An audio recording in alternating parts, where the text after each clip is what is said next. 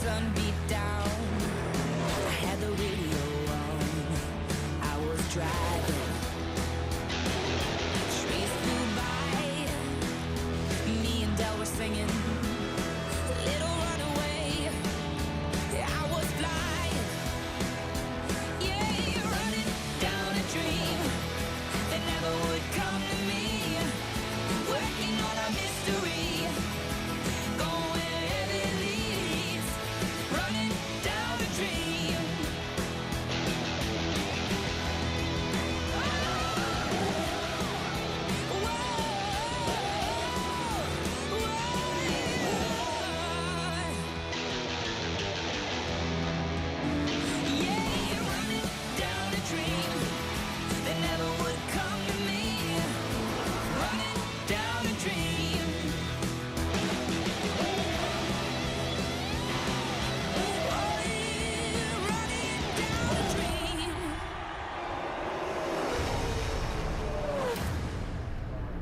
It's Monster Energy Cup Series racing from Las Vegas. The South Point 400.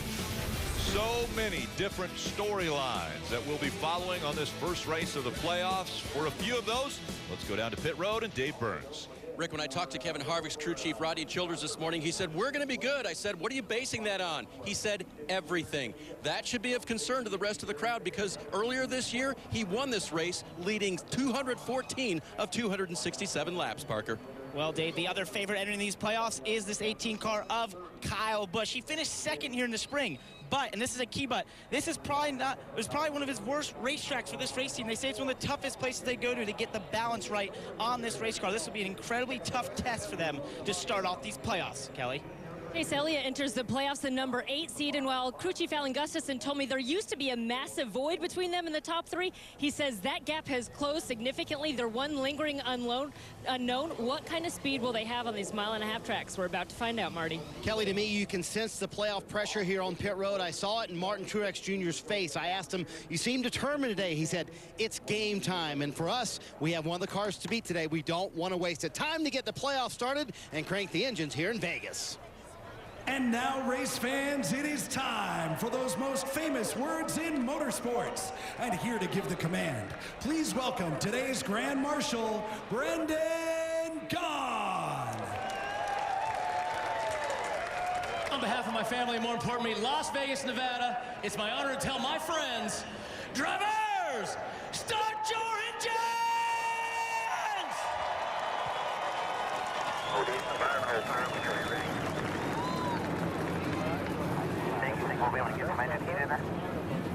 Brendan Gaughan with an amazing command. Back in 2003, he won in the Truck Series right here at Las Vegas. Who gets the first win in the playoffs? Green flag's next. Here in Sin City, let's hear what this town is all about from Mr. Las Vegas, Wayne Newton.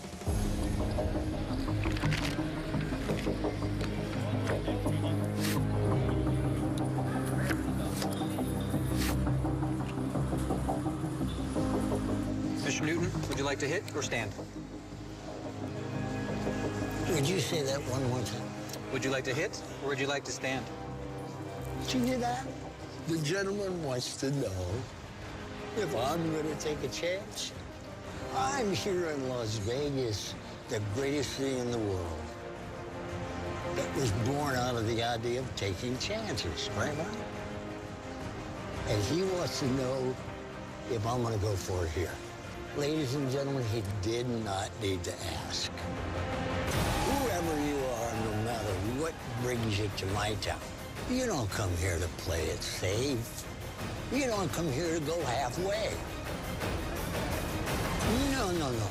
You come to Las Vegas to push the limits, to take the risk, to put everything on the line and leave on top of the world.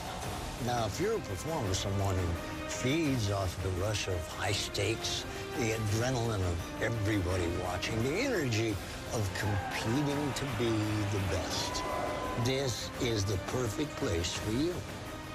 You can't come here and play scared, to play not to lose. you have to push aside your fears, your hesitations, and just let it ride. Because, folks, that's how you win. You know what I'm going to say, right?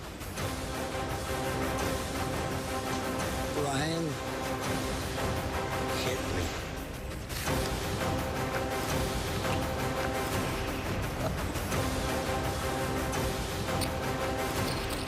Ladies and gentlemen, welcome to Las Vegas. Man, I love this sound. And who will let it ride today? How about that? Wayne Newton getting us ready. Now that's an inspirational speech before the start of the playoffs. Let's take a look at the starting grid, brought to you by South Point Hotel, Casino, and Spa. That will roll across the top of the screen. We're going to have the opportunity to talk with Austin Dillon. He was supposed to start 18th, but because of a problem with technical inspection, he will have to go to the back. So a difficult starting position for Austin Dillon, but let's dial him up on the radio. Hey, Austin, it's Burton up in the booth. You with us? Yeah, man, I got you guys loud and clear. Well, Bud, you got a tough start to the day, having to start in the back. Your crew chiefs have to be at home today, and I just want to know, man, how are you going to overcome this? Hard work, determination, man. That's what it's all about. Trying not to make any mistakes, overcome what we got to start with. But that's what we do at RCR. We'll work hard and put ourselves in the right position at the end. Well, it looks like to me with this track as slick as it's going to be today, it's going to be a lot of hard work. How are you going to attack this racetrack? Just trying to do my best to change lines when necessary. When the rubber gets built up, you got to be able to be maneuverable and not get set in my way as far as one line. Be able to move around and find speed with grip on the track. All right, bud, it's going to be fun to watch. Good luck. Thanks, Jeff. And as you mentioned, Jeff, Justin Alexander, normal crew chief for Austin Dillon, not here. Danny Stockman, who has been a part of a championship with Austin Dillon, will be calling the shots from atop the pit box. And let's check in with Rutledge Wood. Rick, heat is definitely going to be a factor today for all of the teams. Right now down here on pit road, of course, this pit road is concrete and then it meets the asphalt. Well, right now, the concrete is climbing just north of 115 degrees, about 116, 117. The asphalt is another 15 degrees higher. Some of the temperatures on the car were as high as 165 on some of the cars where they featured the black around the grill. Now, the crazy thing you can see is Jimmy Johnson was really hot earlier, right after the driver intros. My man starts grabbing bottles of water, and take a look. He just started dousing himself, trying to get cooled down. But, guys, you got to wonder, how does that work once you get a suit wet like that? You hope you stay cool all day, but also when you're driving one of these miniature ovens like this, that water's going to evaporate a lot quicker than people think. Yeah, that miniature oven traveling at over 200 miles an hour entering the turns. A lot of heat inside the cockpit, guys. We'll ride along and inside these cars with a few different drivers, one of those being AJ Allmendinger in the 47. He has the Kroger Click List onboard camera. It will go 360 degrees, giving us a vantage point all the way around that car. There, Kevin Harvick has the Ford camera. He also has 360-degree camera. We'll spin it around, see Ryan Blaney next door. Another driver carrying one of the cameras will be Kyle Busch, has the Sunoco onboard camera in that 18 car. He is the side panner. That means that the right side of the car, the camera right up against that window, and we'll see them get right up next to the wall, entering and exiting these turns. And this racetrack's one of the more rough tracks we go to, and riding along with his Toyota cam on Denny Hamlin on the helmet cam, we're going to see how rough it is, and we'll see how much his head moves around, and we're going to get to see exactly what he looks at all day long. All right, Steve Letarte, as a crew chief, how do you break this race down? Well, it's going to be a difficult race, a long race, but it has to get breaking down. Remember, we race in stages. Points awarded at the end of those stages, points again at the end. So 267 laps, just over 400 miles. That's broken down into stage 1 and stage 2, both 80 laps in length. That final stage, 107 laps, and the fuel window at 56 to 58 laps. That means pit stops will be required in every stage. We'll see if they're fortunate enough to come under yellow or if they'll do it under green flag conditions, Ray. Again, we mentioned the heat. It is going to be hot both in the car and on pit road. Let's go back to pit road and Dave Burns. Rick, one of the things that Las Vegas is known for is its shows, including comedy acts. But when the 11-car team checked underneath their car this morning, they saw something funny and weren't laughing. It was a suspension part on the left rear of the race car that crew chief Mike Wheeler told me looked tweaked. They changed that before inspection, but they're glad they caught it before the race, Parker. And guys, you mentioned how Danny Stockman is filling in for Justin Alexander. I got to talk to him this morning about being in the playoffs, about filling in. I said, you know, one thing about Austin Dillon is it seems like he loves the pressure of the playoffs. He said, you know what's great about him? He's in kill mode right now. This guy enters with incredible intensity, and I've seen it before when we fought for a championship in the Xfinity Series. He's as cool as a cucumber, even under all this pressure, Kelly. So Joey Logano enters the playoffs as a 6th seed, but also coming off a race at Indianapolis where they, quote, struggled. But still, crew chief Todd Gordon told me he is encouraged by the speed they have shown late in the regular season and encouraged by the fact that Las Vegas is one of Joey Logano's best tracks, statistically speaking. If he can get this win, he's not just through to the round of 12. It'll also be win number 500 for Team Penske, Marty. Kelly Kyle Larson loves multi-groove racetracks, and guess what? Vegas is certainly that. You can run the high line, you can run the bottom line. And Kyle told me round 1 of the playoffs this year kind of freaked me out. He said Vegas is a race where I know we can win. Richmond, not one of my best racetracks, and the road course at Charlotte, I think everybody's worried about that race. So today is the time we have to take advantage. Expect Kyle Larson, Rick, to go to the top of the racetrack almost immediately and try and create some speed up there. A lot have taken that 42 and called him the favorite because of the opportunity to run up high. It's time now for today's Fresh Take, brought to you by Subway. We look back on the March race, and the temperature during that race, high temperature 58 degrees. Now today's temperature as we're running is 99 degrees, so 40 degrees warmer today. And Jeff Burton, how difficult is that for a driver? Well, it makes driving the racetrack very difficult because we talked about how slick it's going to be, but inside the car, it's just hot, Rick. There's no other way to say it. Already 124 degrees, haven't even dropped the green flag yet. So, Junior, you're going to have to stay hydrated all day long. Take care of yourself. Yeah, well, this temperature that's going to really take some grip out of the racetrack. It's going to be slicker. Cooler temperatures, you have more grip in the track, and that brings the groove lower down on the bottom of the racetrack. So today with the high temps, we're going to see guys using that top groove. We saw it in the first practice on Saturday early in the morning, guys running the top, guys practicing it all day long Saturday at the top groove. So seeing a lot of guys use that groove. Larson will be up there, we know that. A lot of other guys will be up there with him. Listen to Clint Boyer's radio. Got to work hard today, Brett. Be at the right place, right time. Line's going to move all over the place, just like it did for you yesterday. That full, man. Calm and composed in there. Let's go win this thing. He mentioned Brett. That's Brett Griffin, his spotter. Also spots for Elliott Sadler, who was in the Xfinity Series race yesterday. Pace car has pulled off the track. The field now in the hands of Eric Jones. Second career pole, one on Friday. He and Joey Logano coming in front of the grandstands. We're underway in Vegas.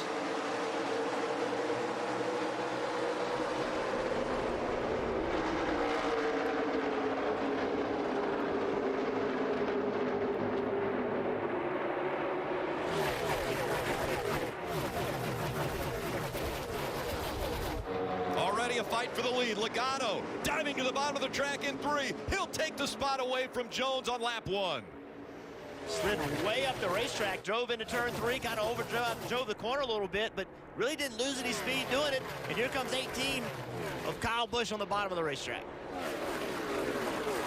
The bottom of the racetrack, very, very rough. We'll see this line move up the track to avoid those bumps, but right now, everyone with the fresh Goodyear tires hugging that bottom white line, the shortest distance around this racetrack. Now you see Kevin Harvick looking to the inside of Kurt Busch.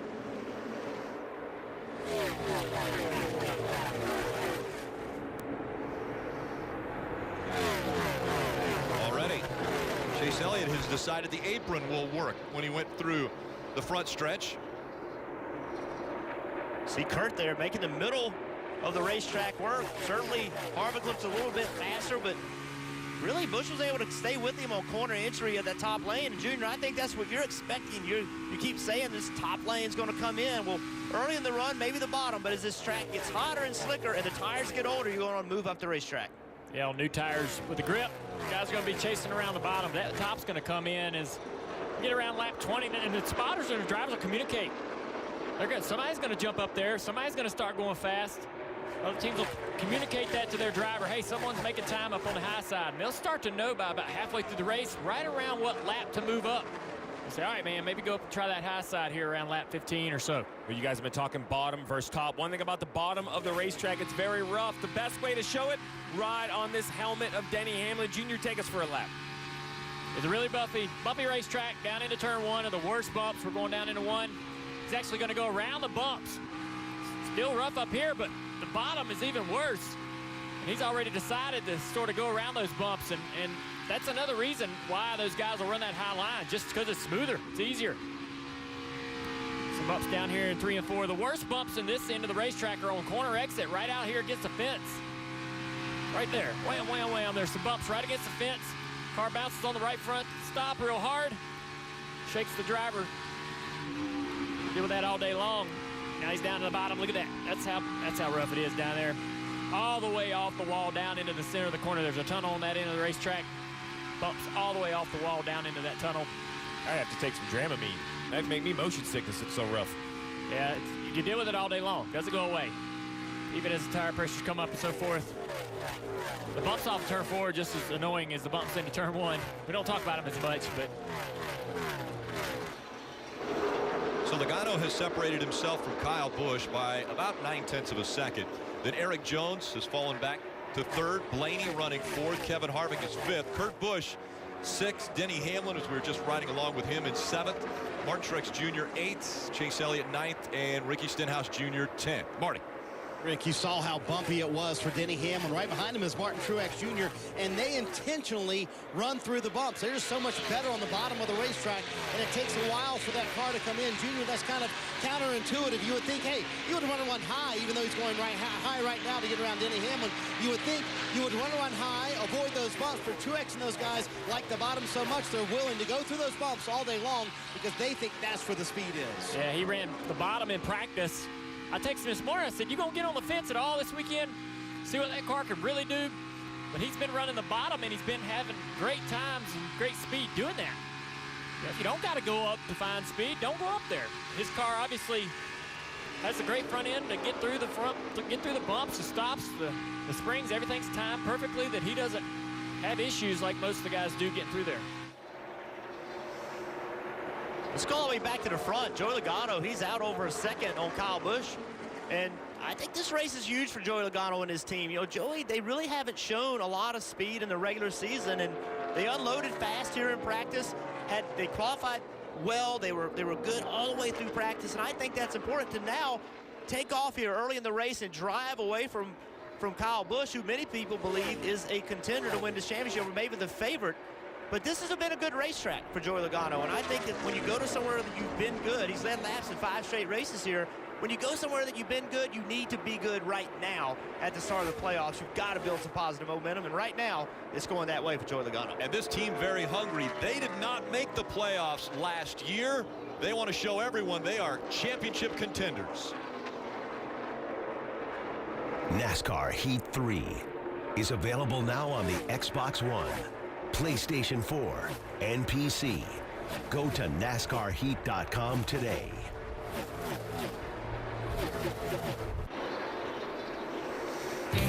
It's Monster Energy Cup Series racing from Las Vegas, South Point 400. Well, this past Thursday, South Point hosted all 16 playoff drivers inside their showroom for Media Day.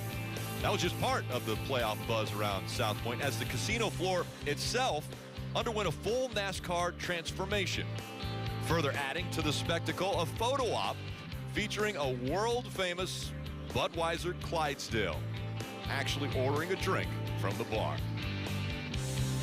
Joey Logano out front has an 8/10 of a second lead over Kyle Busch. Well, we're only on lap 16 of this race, and it's a long race. Check this out right here. 144 degrees. Just remember, when we showed that when this race started on the pace laps, it was 124 degrees. So already it's climbed 20 degrees, and it's not going to get cooler, Rick. Long day for these drivers. Parker.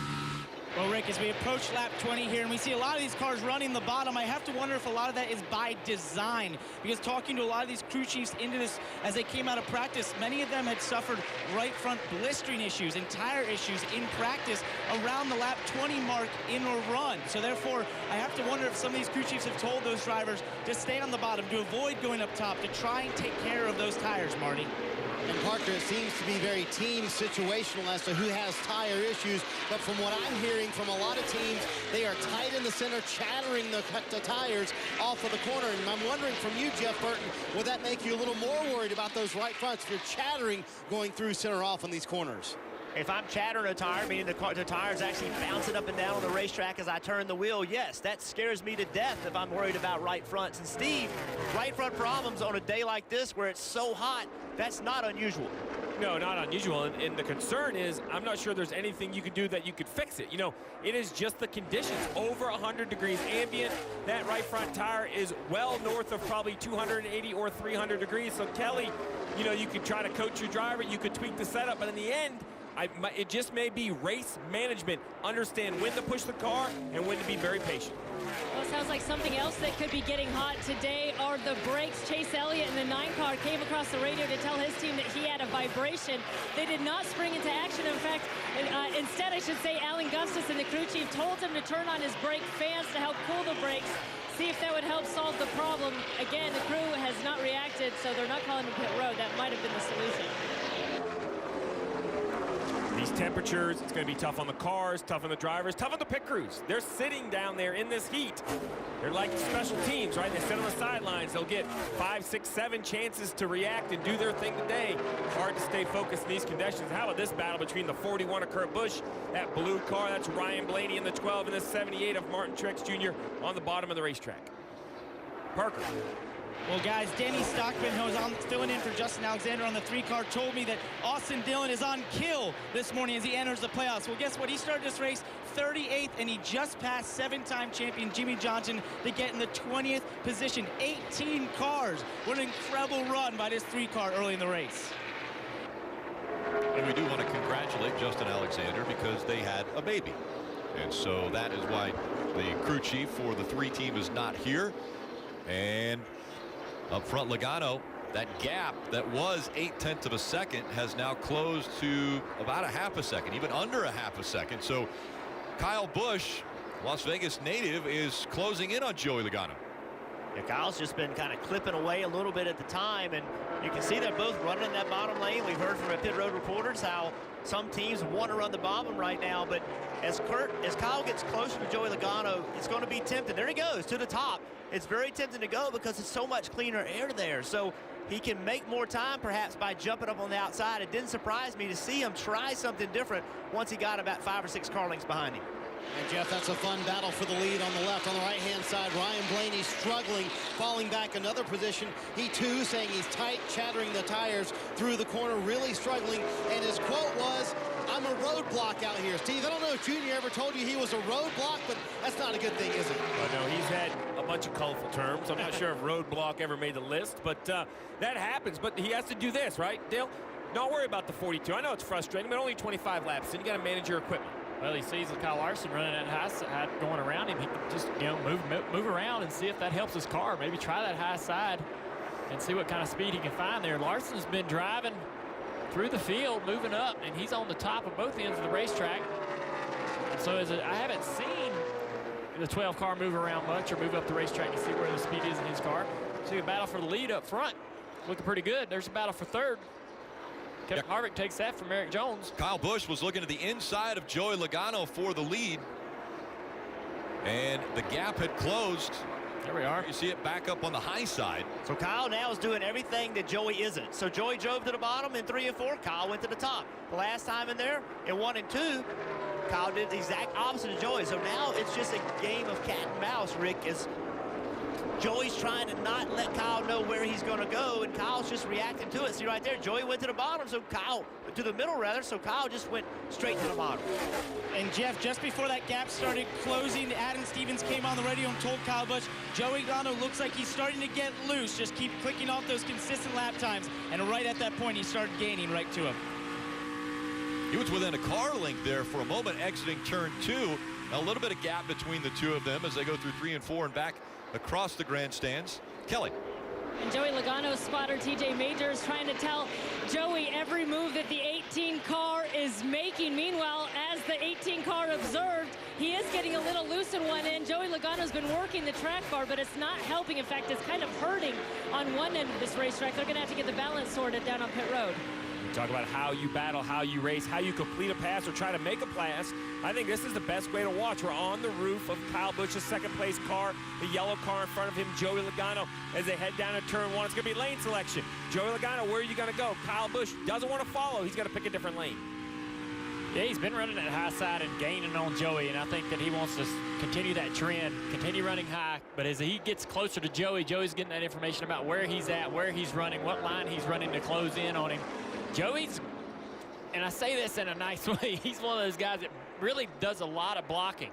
Even on tracks like this, Joey will drive wherever he needs to make it tough on your car aerodynamically. So he moves around with that information he's getting or just what he sees from Kyle Busch in the mirror. Well, as these two battle, don't look now. This is out the front of the 18, but on corner exit, you're going to see that white number 4, that Mobil 1 machine of Kevin Harvick. Dave, he has entered the picture.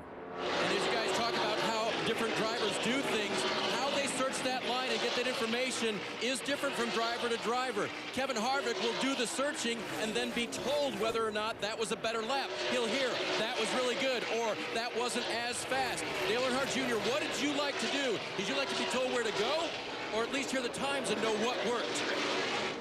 Yeah, I wasn't a guy that liked to hear lap times. But TJ was always giving me information about where guys were running on the racetrack. The thing about it is, if you're going to run, if you run the high side, it's when to go up there. You can go up there too soon and not make enough time or actually lose time to guys running the bottom. So just finding out who's making time up there. The first guy that goes up there and he runs fast, I want to know that right away. Give me that information. Somebody's at the top and somebody's making it work. Joey Logano stays up front, but closing in, Kyle Busch and Kevin Harvick.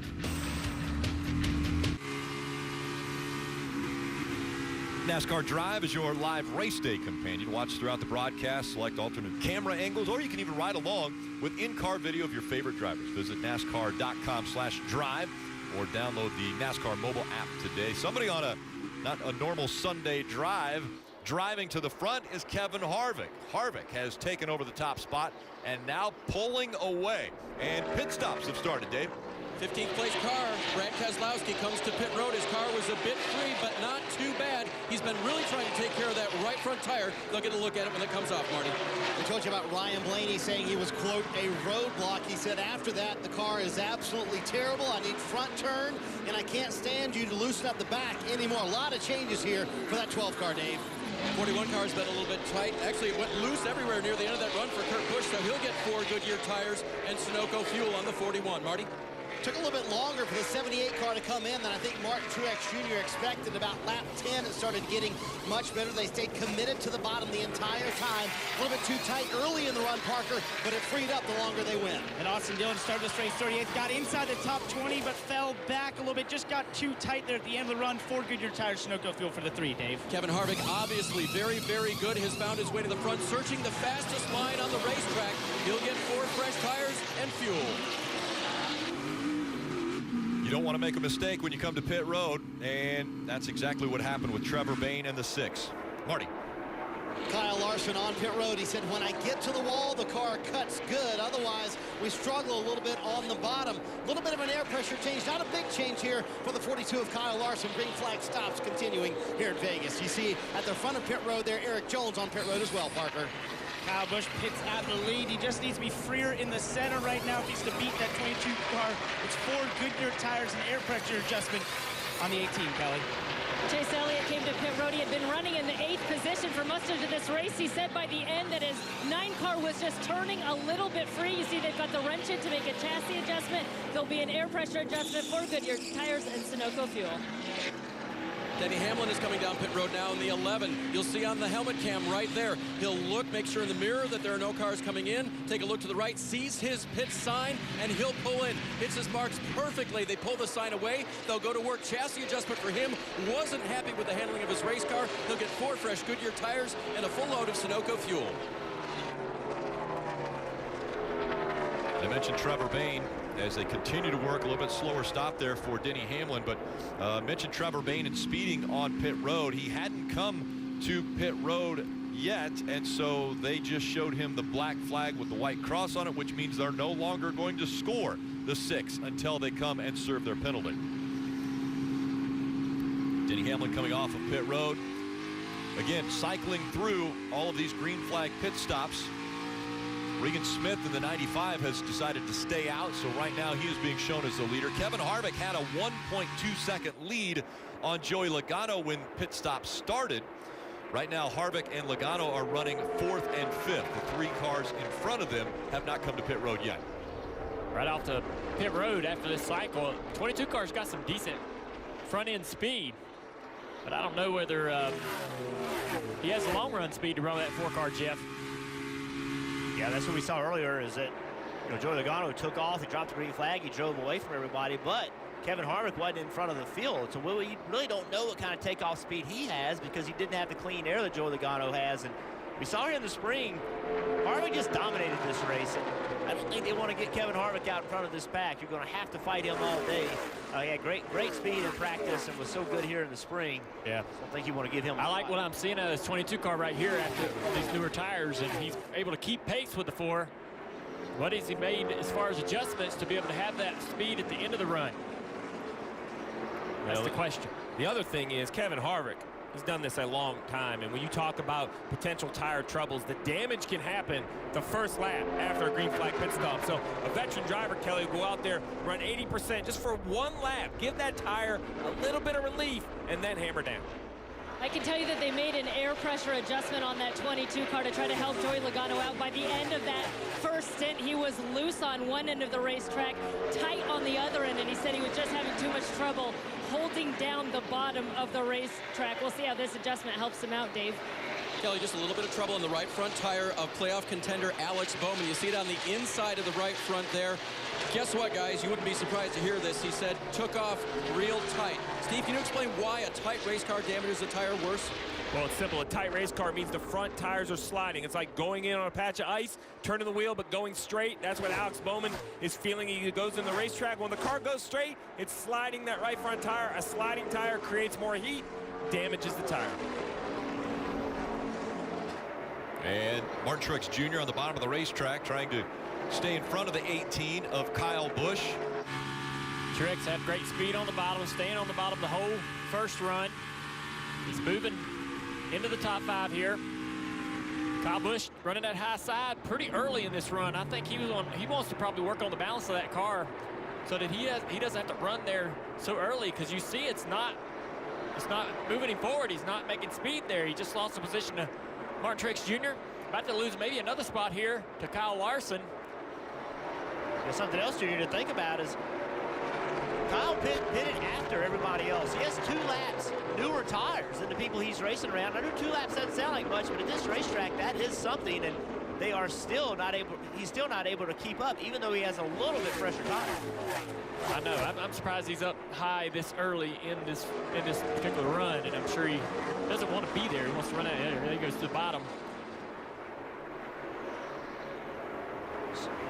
So when we went away to commercial a little while ago, Kevin Harvick took the lead, and you see how easy it was. He just turned left and drove underneath the bush and just drove off, and then in the next lap, he ran down Joey Logano and just put his left sides on the white line, and this is Kevin Harvick. That's what we see on these hot, slick racetracks. Kevin Harvick does such a good job of just wrapping the line, putting his left sides on that white line and just rolling all the way around the racetrack, and that's how he took the lead here, and that's what we saw here in the spring. Good battle for second here. Kurt Busch, man, he's been fast all weekend, too. He says this ain't a great track for him, but he's got a real opportunity to have an awesome day today. Martin Truex Jr. joins this battle for second place. Once these guys cycle, This will be the battle for second. There it is. And this is what I'm waiting for. Who's going to emerge from the middle of this playoff pack? We talk about the big three. Kurt Busch of the 41. He raises his hand early and says, I want to be a contender.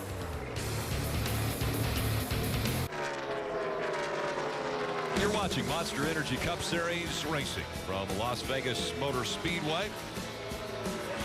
Make sure to tune in on Wednesdays at 9 a.m. Eastern as the NBC Sports will be on Sirius XM joining the morning drive. That's NASCAR Radio Channel 90. This week, Dale Jarrett, Hall of Famer, is going to join the guys again on NASCAR Radio Channel 90. And a great battle for the lead starting to build as Harvick and Truex now have closed the gap and gotten by Regan Smith, who was staying out. He will now come to pit road, but Regan Smith falling all the way down to 10th position. Now the fight for the lead is between Kevin Harvick and Martin Truex Jr. Dave.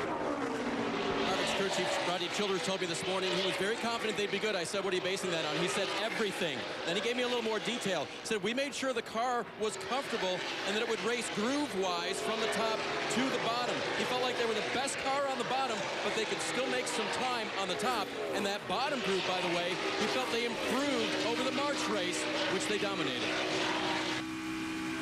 They drove away from Kurt Busch. And the 4-car has, and Martin has kept pace. That's one thing I'm watching here. I thought Truex was great in practice. He's been running this 4-car down a little bit at a time. A 10th here, a 10th there. And they have run away from the rest of the field. Big bobble there for Martin Truex Jr. as he exited turn 4, probably around those bumps that you've talked about, Junior. 42 of Kyle Larson able to get by the 18.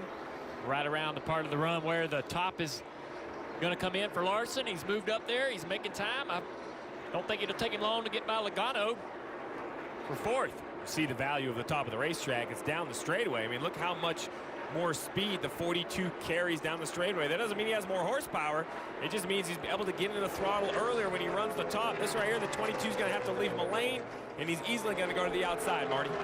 And Steve, it's funny, I've heard a couple of spotters say, hey, anyone going up top, they're losing time. Well, not Kyle Larson. Maybe they should tell him that. He's gaining a ton of time on the top of the racetrack where he likes, but it's because the race pace is slowing down so much. That's what's working so well for Kyle Larson, his race team right now. Also on the last stop for Eric Jones, they came down pit road in the top 10, fell out of the top 10.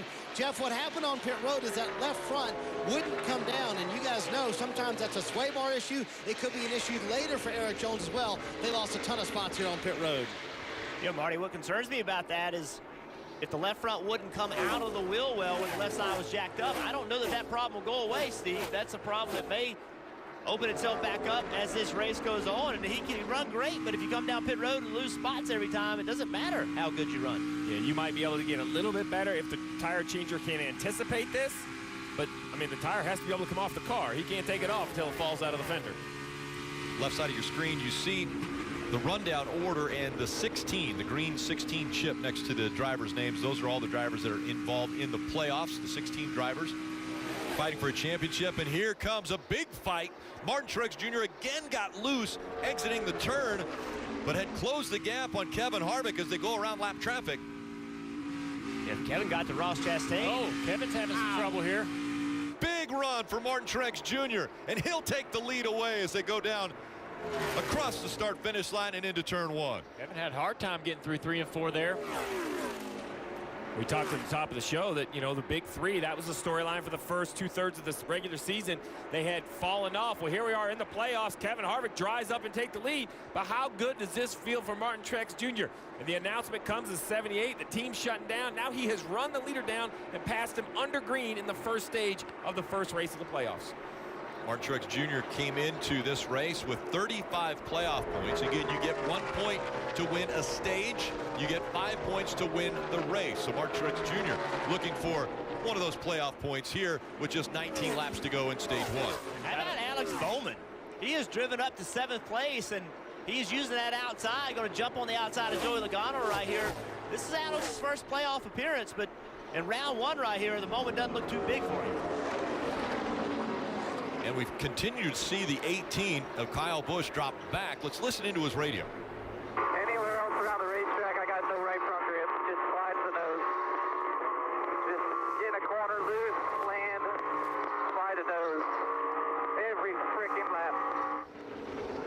And now Bowman trying to go by right up against the fence, and he will try to make the pass on Kyle Busch, and he completes it. I look to my right, make sure you're sitting up here. It looks like you're driving this 88. I've seen that car run that lane before. Listening to Kyle Busch's comments about his car being tight, that's why we saw him at the top groove so early in this run. They're going to have to work on getting that car to turn so he doesn't have to move up there so quickly while the rest of the field's making so much time on the bottom.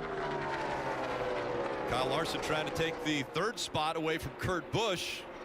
We're going to see this all day long from Kyle Larson. He doesn't have that takeoff speed. The first 10 laps, he's not going to, he wasn't very good on this run, but he is going to fly at the end of these runs. He's wanting long green flag runs all day long. You mentioned he's going to fly. He has already gained 1.5 seconds on Martin Truex Jr. He was 4 seconds behind the leader about 3 laps ago. He is clicking off great laps. Yeah, with 16 to go, that's really the question, right? Will he run the leader down before he runs out of laps? And Dale, I was going to say, it seems like the top is the place to be if you have a car that can handle that position on the racetrack. Seems like the 18 of Kyle Busch is so tight he has to almost be down a little bit, leave himself some room. You're looking right now at Blaney in that 12 car. A few laps ago, he was trying to run the outside, and we keep talking about how slick and rough this racetrack is. When you lose just a little bit of grip, there you go, contact. Obviously, Almirola took the air off of him and kind of squeezed him up there. You can see right here Eric Almirola sliding up the racetrack, and ooh, that stuff makes you mad. Good run to the wall like that. Marty. Yeah, I'll say it makes you mad. Ryan Blaney not happy at all, and they said that's the second time today the 10 has done that to them. Blaney said the car is, quote, killed. It looks pretty good from here, no smoke, and that's what Jeremy Bullen saw as well. No smoke, keep it out there. So Ryan Blaney, a playoff contender, in trouble early. He's lost a lot of spots in 18th now.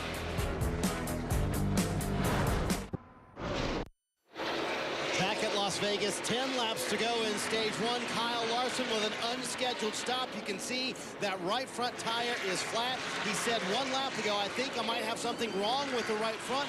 We talked about potential tire issues today, and Parker mentioned teams running the low line to save that right front. Where's Kyle Larson been all day long? That high line, that right front, gone for that 42 car, pitting when they don't want to pit here with now 9 laps to go in stage 1.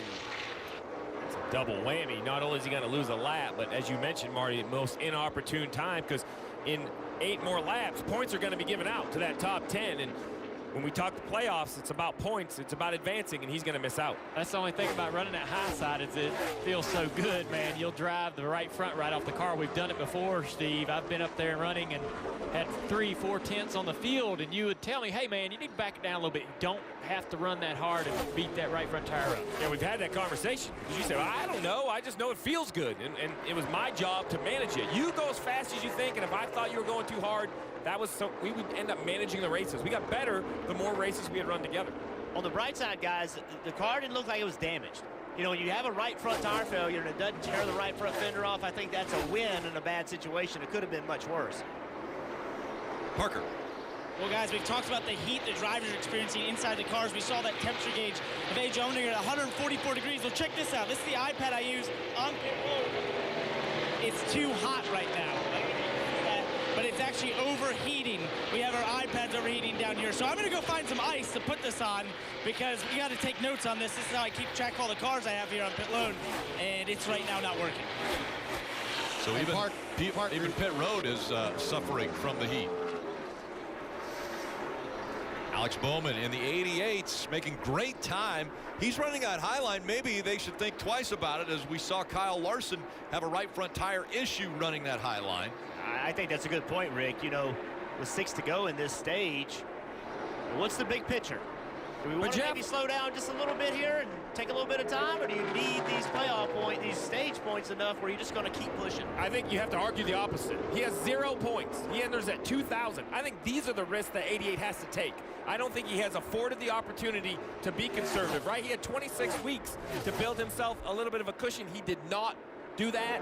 I know it's a risk, but I think he has to fight for every point in this first round.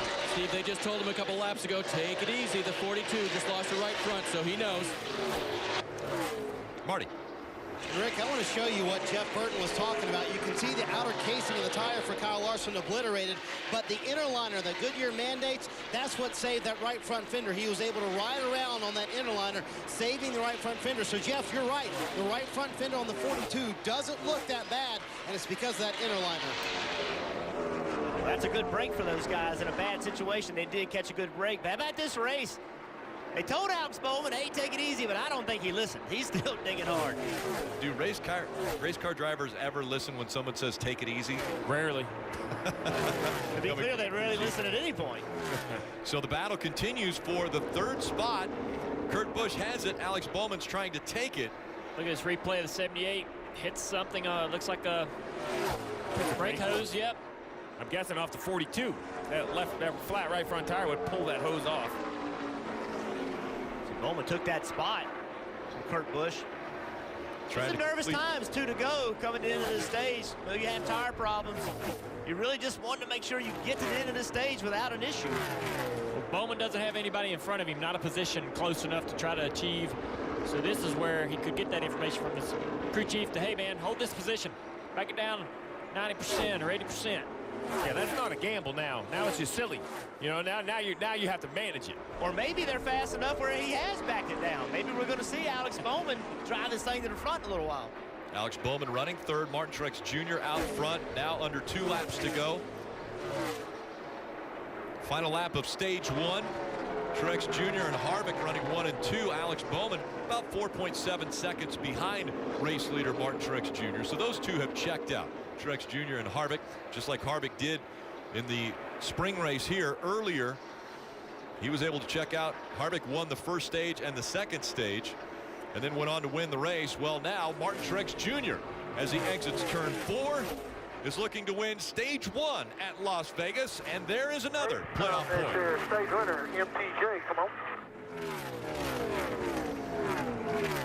And a battle there for position between Kyle Busch and Chase Elliott, and Elliott noses Kyle Busch right at the line for 5th. Every point matters, and that's what they're fighting for.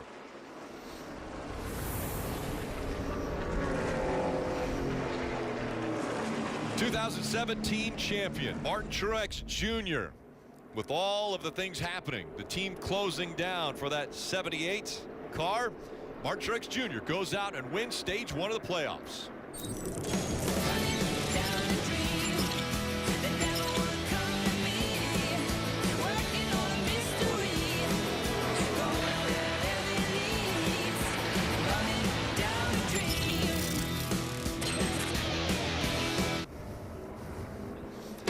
Monster Energy Cup Series racing from Las Vegas. It's the South Point 400.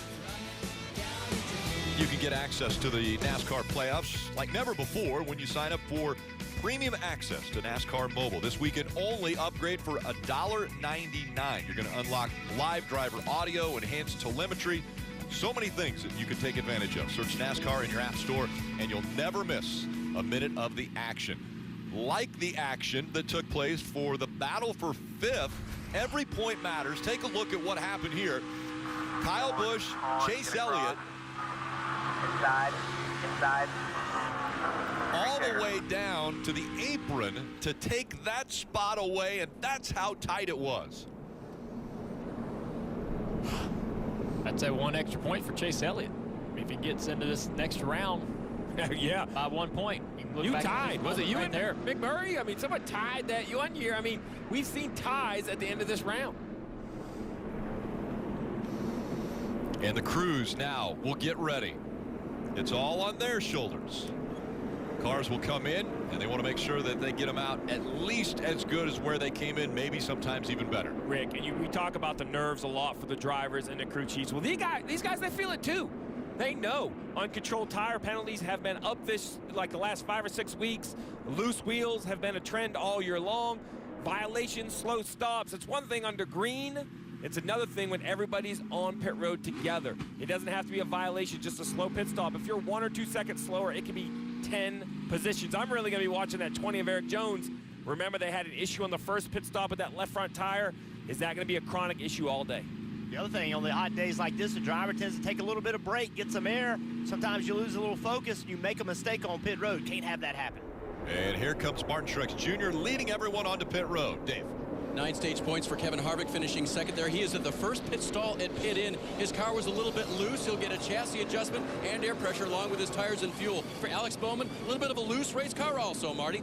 Martin Truex Jr. kind of slowed down in those last few laps, Dave, at the end of stage one, because he said the right rear pretty much gone. He said the only thing I don't need much. I just need those rears to hang with me a little bit longer. So Cole Pearn going to do an air pressure adjustment here. He also wants some water, and if you saw that shot we had of A.J. Allmendinger's car a moment ago, it's 156 degrees inside these cars. These drivers working hard.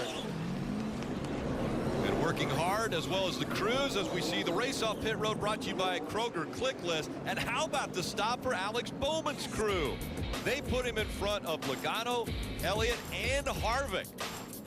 Alex Bowman moves up to second.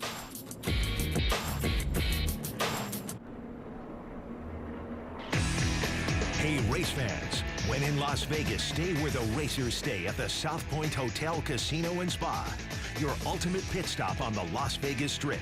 South Point. Everything you want, all under one roof. Already a great day of racing. Stage one complete. For more on the racing, let's go to the Peacock Pit Box and Chris Devoto. Yeah, Rick, immediately following our coverage here in Las Vegas, we're going to head to Sonoma, where there is a four-way battle for the championship. It's a season finale. That's Will Power. He drives for Roger Penske. Penske actually has two drivers in the championship four. Joseph Newgarden missed practice. One practice had nothing to do with the fact that he has food poisoning. Talk about overcoming adversity. Alexander Rossi, the American, trying to win his first title. He'll have to upend Scott Dixon, who's going for 5 championships. He drives for Chip Ganassi. So it's going to be fantastic here in Las Vegas. NASCAR's playoffs just beginning. 16 drivers trying to become the championship four.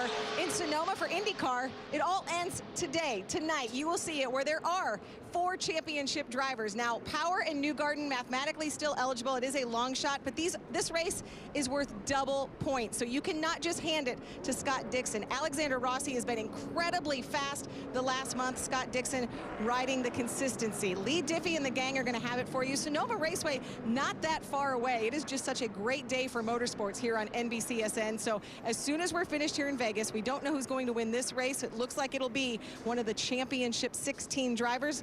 You can just keep it right here, because the championship will be decided in IndyCar tonight. Yeah, Chris, so right now, the top 11 are all championship contenders, a part of the playoffs. McMurray wedged in there in 12th. You have Hamlin and Johnson 13th and 14th. The lowest running championship contender, Kyle Larson, 22nd. He took the wave around to get back on the lead lap. See, Martin Truex Jr. taking that top groove. I like that. Where has Alex Bowman been making his time? He's been making his time at the top of the racetrack, so force him to restart on the bottom. Alex wasn't even beside the 78 when the green flag came out. Oh, the 9 goes up the racetrack. Had to get out of the gas, and cars continue to go by him. He's going to lose 6, 8, 10 spots down the backstretch. Oh, that's so frustrating, too. You have that track position, and then you lose it all in one corner. Now you got so much work to do to go get it back. Chase Elliott trying to take a spot back from the 18 of Kyle Busch. Kyle Busch so strong early in this race, and then has not been able to keep that speed up. We're seeing already Jamie McMurray in the 1 drive the high line, and he's trying to get some speed early in this second stage. Rick, I think that's impressive for a couple reasons. Remember, Jamie McMurray didn't make the playoffs, but also it was reported a couple weeks ago that he won't be back in Chip Ganassi Racing full time. He has the option perhaps to run the Daytona 500. Doesn't sound like he's going to take that option, so still wants to come out and have a good race as we have a caution on the racetrack. Big, big benefit for the 42 of Kyle Larson. You just told us, Rick, he took the wave around. Now he can pit, get some fresh tires, and be on the lead lap. And caution out for debris in 3 and 4. And that becomes probably the debris coming off of the 17 of Ricky Stenhouse Jr. to see how much damage to the right side of that car. Sound like I heard him say something broke.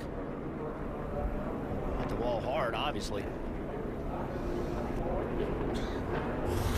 Trying to clear the fender, but look at all the way up into the wall early is Ricky Stenhouse Jr. in that 17.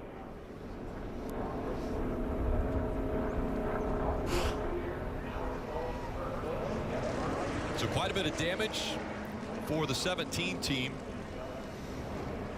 So they put right sides on, trying to stay in the lead lap, but they didn't stay in the lead lap. They got passed. He seems to think they did. Maybe they did. I don't know. I never got a call from NASCAR. Looked like to me the leaders passed him. There he goes. He slowed him down. So would have been better off just stay on pit road and work on the car, but that's easy for me to say up here. I've noticed that. My vantage point up here would have been way easier to make those decisions, Jeff.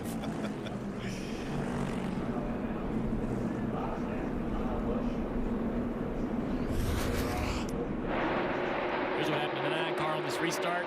Teammate, 88. Put him in some dirty air, you know. Didn't do it on purpose. That's just what happens. He had a run on the top, got up in behind the 88 car and lost the nose, lost the grip in the car, had to lift. And when, like you said, Jeff, when you have to lift on these restarts, you're going to lose a lot of spots. They're hard to get back. I mean, this is the best up here in the top 10. And again, under caution for the second time today, the Monster Energy Cup Series playoffs. They continue next week at Richmond. You can be there for the first ever NASCAR playoffs race weekend. The contenders will battle under the lights in some classic short track action. Visit NASCAR.com/tickets to purchase your tickets today. And a reminder, our own Dale Earnhardt Jr. will be racing that weekend in the Xfinity Series. Man, you ready?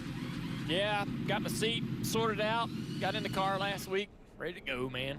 Should be a lot of fun. Oh, we'll be watching. Yeah. Marty. Oh, you can feel the fist bumps down here for the 42 when that caution came out so early here in stage 2. They also have a little bit of extra time here to fix that right front fender. They're going to take on 4 fresh Goodyear tires. Kyle Larson back in the game. 91 laps in the book here at Vegas as we continue the first playoff race. Back for more in a moment. Monster Energy Cup Series racing from Las Vegas Motor Speedway. Kelly. We saw Chase Elliott lose a handful of spots on that last restart. He said, sorry guys, I had a big old run going. Obviously didn't work out. See if he does better here. Field going through the Geico restart zone, back up through the gears. Martin Truex Jr., Alex Bowman 1 and 2. Logano making it 3 wide now for 4th. And Alex Bowman did better on that restart also. He's alongside the 78. Really good launch by Alex. There you go, Alex, driving in there. Take the win. Take the lead here from old former champion. And Martin Truex Jr. is going to drive by him on the high side. Yeah, Truex ran him tight and won it in 3 and 4. Took the side force off that car. That allowed Kevin Harvick to get a run on the 88 as he lost the grip. Also allowed Brad Keselowski to get up here in this battle. Hadn't seen Brad inside the top 10 all day long. Here he is. Couple good restarts. Sorry, a couple good restarts, and he's actually gained a lot of spots here. Well, now the 88's in the middle of the racetrack. We saw him making up most of his ground in the middle and the high part of the racetrack. Will he move up there early in this run? No, he can't move up there. It's too early.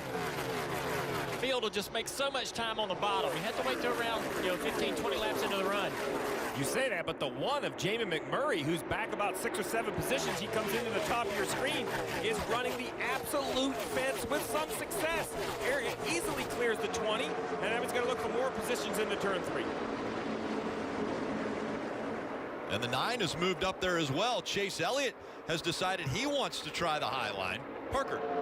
Well, Rick, I spoke to Jay McMurray this morning about this exact thing. One, racing against all these playoff drivers. He said, for me, I don't care. It's a normal race. I don't really pay attention to who's in the playoffs or not. But also, you may have noticed that one car has been a lot faster in the last couple weeks. He said, it's interesting. We changed one really small thing, and suddenly we had all this speed. He goes, you notice the 42 car's faster? They changed it too.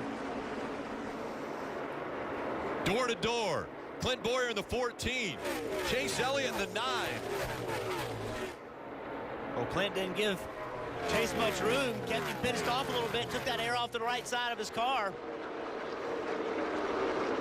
See right there, Jamie had to lift just a little bit. He ran up on the 9, getting into turn 1, had to lift, slowed his momentum down. That allowed Erik Jones to drive underneath him, but Jamie on that outside, he's digging on the outside of Chase. So many question marks entering this playoffs for the 48 of Jimmie Johnson. Well, welcome to the top 10. Here comes Jimmie Johnson and the 48. I asked some of the other drivers on an event Thursday, hey, how do you rate, Jimmie Johnson? I asked him himself. I said, listen, you're a long shot. Is that fair as a 7-time champion? And Clint Bowyer interrupted me and said, don't wake the sleeping giant. Let this be. So those other competitors know. While the numbers may not be impressive for Jimmie Johnson in 2018, Parker, they all understand how dangerous this team has been for so many years. No doubt, Steve, but when you talk to this race team, they kind of know the position they're in. They tell you consistently that in this first round, they have got to just simply score points. And now where he's running is very important. He's 10th, the last stage point. And Chad Knaus told him before this last restart, you're in 13th. You're so close to those stage points. Go up there and get them, buddy.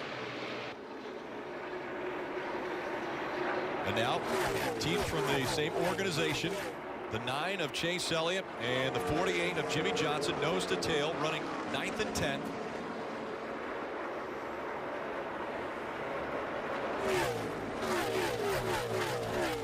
JT and Kyle Busch. You're talking about how hot it is. Well, this is the pit stop. They hand him 2 bags of ice, takes one of them, puts them underneath his leg, sets his leg on it. Then he puts one just in his uniform to put it on his heart to cool his heart down. Then Denny Hamlin, just 1 ice bag, putting it on his chest. AJ Allmendinger, same thing. You can see he's got the water just dumping it down the front of him. And it's over 150 degrees inside that car. Hey, good news is only 100. How many laps we got left to go? 166. That's all, 166. And Kyle Busch running 11. Again, we talked about the temperature comparison from when they ran here earlier this year in March. 58 degrees was the high temperature on that day. Right now, it's 101 degrees. And I want to tell you, inside that helmet, Kyle Busch, it's hotter. Because he's in 11th, and that's not where Kyle Busch expects to be running. Opening round of the playoffs, outside of the top 10. This is not what this team is about, and I can promise you he is not happy. There's Bowman to the top of the racetrack now, and he's going to clear the 14 of Clint Bowyer. Dave. Rick, he slipped back to the 6th position on that restart. And on the first 2 times they came down pit road, the right front tire that came off did have some damage to it. A Goodyear official told me he was the only one on pit road with that type of damage. I checked with the team to see if maybe they had increased the air pressure in that right front now. They have. That's how you can make it last. That's been a good change for the 88. Well, there's another way you can also help that right front tire, and they made this adjustment on the pit stop, Dave, which is come down. You can always adjust track bar, wedge, air pressure. Those are good things. But watch right here. This tire carrier goes back around. He's going to reach down right underneath the right front headlight. Look at this. Pull just a little piece of tape off right there. You saw it. What is that? About 1.5 inch hole right in the green area. Get some air to that right front corner. The brakes, the tire. That will help that tire live. But this right here, this trash, that could be a concern on a hot day. They'll have to watch that water temperature, Rick. Yeah, Martin Truex Jr. still out in front of the field here in Vegas.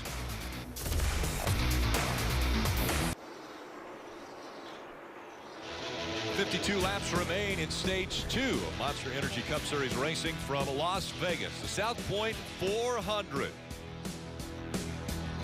And hey, NASCAR fans, if you want more chances to win a fan-built Chevy, Ford, or Toyota truck, go to NASCAR.com/playoffs promo and enter the promo code PLAYOFFS to get 10 extra chances to win the truck of your choice.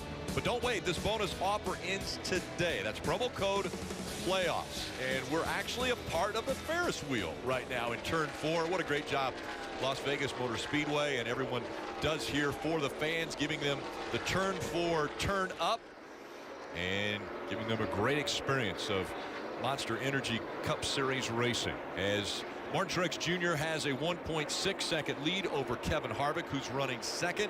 Keselowski is 3rd, Kurt Busch 4th, Logano 5th, and all the way back in 6th now is Alex Bowman. There you see him passing Clint Bowyer for position earlier just a few laps ago. Had some trash on the front of that grill. Caution's out here. Cautions come out, and slow car in turn 1 and 2. That's Ty Dillon in the 13. Bad, we can probably keep running. Just keep driving around. Ty was running 29th at the time that this caution has come out. You see damage to the right side, and there goes the right front. The tire, the shell of the tire has just come off. One of the right side tires kind of slid off, which we're going to have to try and pull the car up. Remember, we mentioned the inner liner. Anytime they run on a racetrack a mile and above, the speeds that these cars turn will be required to run an inner liner. So we saw the shell of the tire come off. Here's a replay. What happened to 13, Todd Dillon. Coming down the front straightaway. Man. Flat tire. Yeah, you forget the front stretch is curved until you have a flat tire and the car goes straight. Then you realize how much curve there is to that wall. And as it gets more rubber on this racetrack, the track gets tighter. Guys got to adjust for that to keep the right front tire on the car. Literally, as we saw the right front tire come off of the car. Dave. Nice pickup for the 2 of Brad Keselowski. The 4 of Kevin Harvick has been fast, but Brad was running down around 13th, 14th, 15th. Now he's back up into the top 3. Harvick doesn't need much of an adjustment on that 4. He's running fast, Marty. Truex Jr., the leader coming down pit road, Dave. He said same thing with the car. Starts a little bit tight, but it frees up, comes to me nicely. So Cole Pearn going to make no changes other than those 4 fresh Goodyear tires and Sunoco fuel. And they did get Martin another water bottle. Again, awfully hot inside these race cars.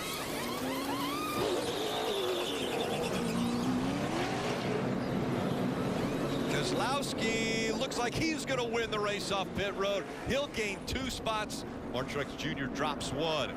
Joey Logano, also from Penske, in the top 3. They're looking for win number 500 for that organization.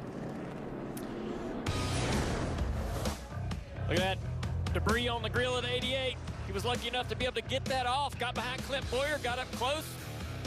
Here it is. Debris goes away. Lucky move for him. Good, smart play. Won't be overheating now. Tonight on NBC, Sunday Night Football. Eli Manning and the Giants visit Dak Prescott and the Cowboys. NFC East battle. Both teams looking to bounce back from opening week losses. Football night in America, that's 7 p.m. Eastern.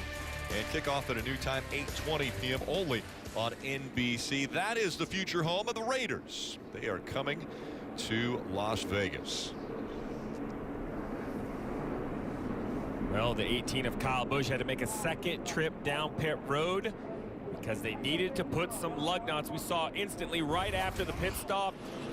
Cam Law, the front tire changer here, he has his hands up. He knows, nope, we need to come in. And then that's the sign you never want to see as a crew member, Parker. Three fingers tells me he knows he only got 3 lug nuts tight. Exactly, Steve. And another thing to note is that on their first stop today, he noted how his initial front gun had an issue. So he's actually working with the backup gun now here on the 18 team. Just a couple issues down here. A little different philosophy on this restart for Martin Truex Jr. He's going to restart on the bottom. He's got Brad Keselowski, a veteran, on the outside, not Alex Bowman on the front row. We'll see how this works out. It's going to be important for these guys going forward to pay attention what line succeeds here. Field coming into the Geico restart zone.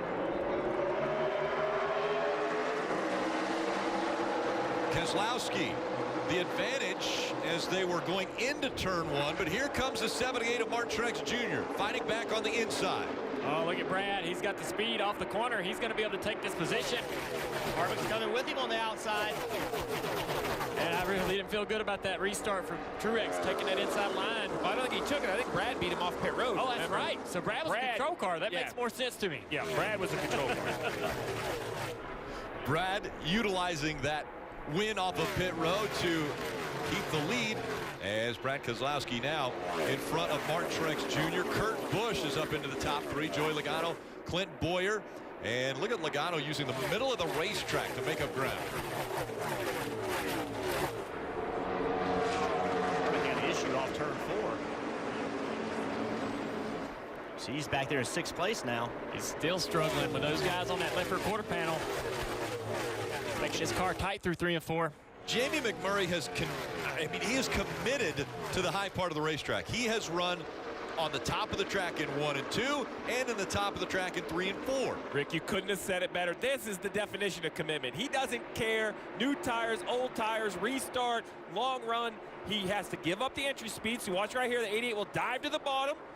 He can drive in the corner harder. The 1 will go, but now the 1's already back to wide open throttle, and watch how good it makes this car look down the straightaway. Looks like he has way more horsepower. Yeah, Bowman did such a good job on the bottom right there. Didn't really show it that much, Steve.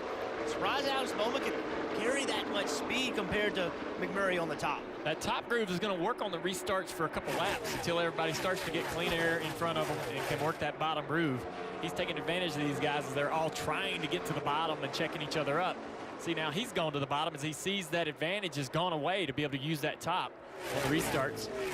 Alex Bowman took the top away from him. He went up high, and McMurray now has moved in front of Bowman. McMurray into ninth. Hey guys, just to add on to what you're saying there about Jay McMurray, guess what he said on the radio? One, this car's working really well up top, and he's very happy with the balance. As you can see, he's making up a lot of time up there right now. Junior, I just have to ask, you and I have had this conversation. You know, I never knew how much pressure there was just being a crew chief until that year I didn't have any. I knew I was leaving at the end of the year. I thought I did my best work. Well, how about Jamie McMurray? He knows he's done at the end of this year. Is he just, the pressure's off? He knows he didn't make the playoffs. Is this just Jamie McMurray having a good time, running the top, whatever it takes? For the longest time, it didn't look like that. You know, him and the 42, their teams worked really close together. The speed in the 42 was there, but you never saw it in the one car. But ever since probably mid-season, they started to pick up pace and kind of show that competitiveness that we see from Larson, and we're seeing it here today. Kevin Harvick lost spots coming off of pit road, and then on the restart, not a great restart for Kevin Harvick. The frustration coming through. Listen to his radio.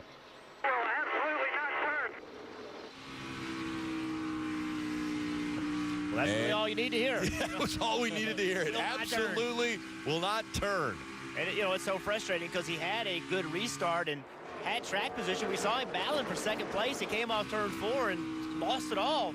Just, you know, everybody drove underneath him, and he knows how hard it is to get track position. On top of the issues with his car, they've also given spots up on pit road every time they pit. So they're giving up positions and giving up track position, and it's so difficult to ever get it back once you lose it. Steve, one of the other questions I have now, 7 laps into this run, there's 38 to go in the stage. Will they have to worry a little bit about the right side tires and maybe that right front tire, which we've seen issues already today? You know, they're going to run about 45 laps. I think if you have seen issues, you're going to have to continue to take care of them. But if your car hasn't shown any issues, you should be fine for the rest of the day, I would imagine. And we're just talking about Kevin Harvick and the spots he lost off turn 4. Well, here he is battling with Martin Truex. You just hear him. He's not able to stay in the gas. They was battling for second and a little bit off the throttle, and here they come. They just freight train him, and in one corner, you lose all those spots. And battle for the lead. Fight for the lead. Here comes Martin Truex Jr. He's been most comfortable down on the bottom of the racetrack. The two of Keselowski trying to take that line away and stay in front of him. Now all the way to the apron. Truex Jr. Can he hold that position? Hold that line as Keselowski goes to the middle of the track. Truex Jr. can't get back to the gas as quickly as the two of Keselowski, but will he have enough? He clears the two, and now Truex Jr. in front.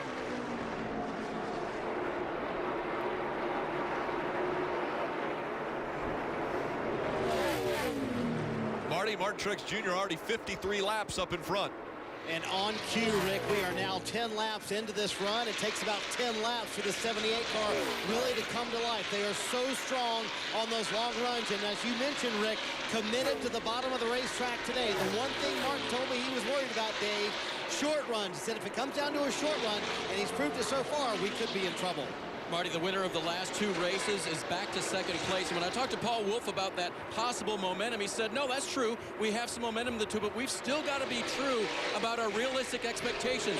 We are still a 10th off speed-wise, and it's runs like that from the 78 that give you that realistic impression still.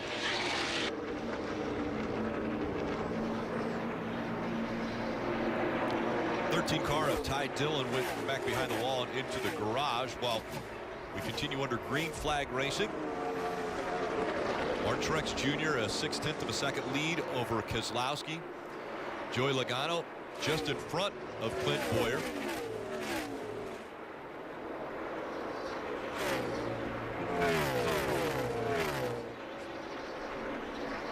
So Martin Truex Jr. continues to lead this field. Just drove away from Keselowski, but back in the field. Look at William Byron up against the wall, trying to make time. Contact, though. Gonna have to stay off that wall, Rick.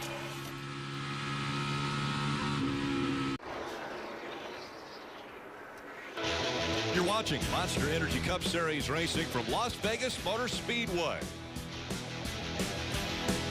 28 laps to go in stage 2. Let's take a look at the Toyota Camry on-track car. Well, this heat today, Rick, has created a situation where these teams have got to try to cool the drivers down. And we see the drivers putting ice bags on their chest, dumping water on them. And the other way to do it is just bring air into the car. So as we roll around this car, on the left side, you can see there's one opening right there, that NACA duct. It's open, and it's required by NASCAR to be open to put air into the cars, because if not, the crew chiefs, Rick, they don't care about the drivers. They would not have that air going in the car. It gives a little bit of a break.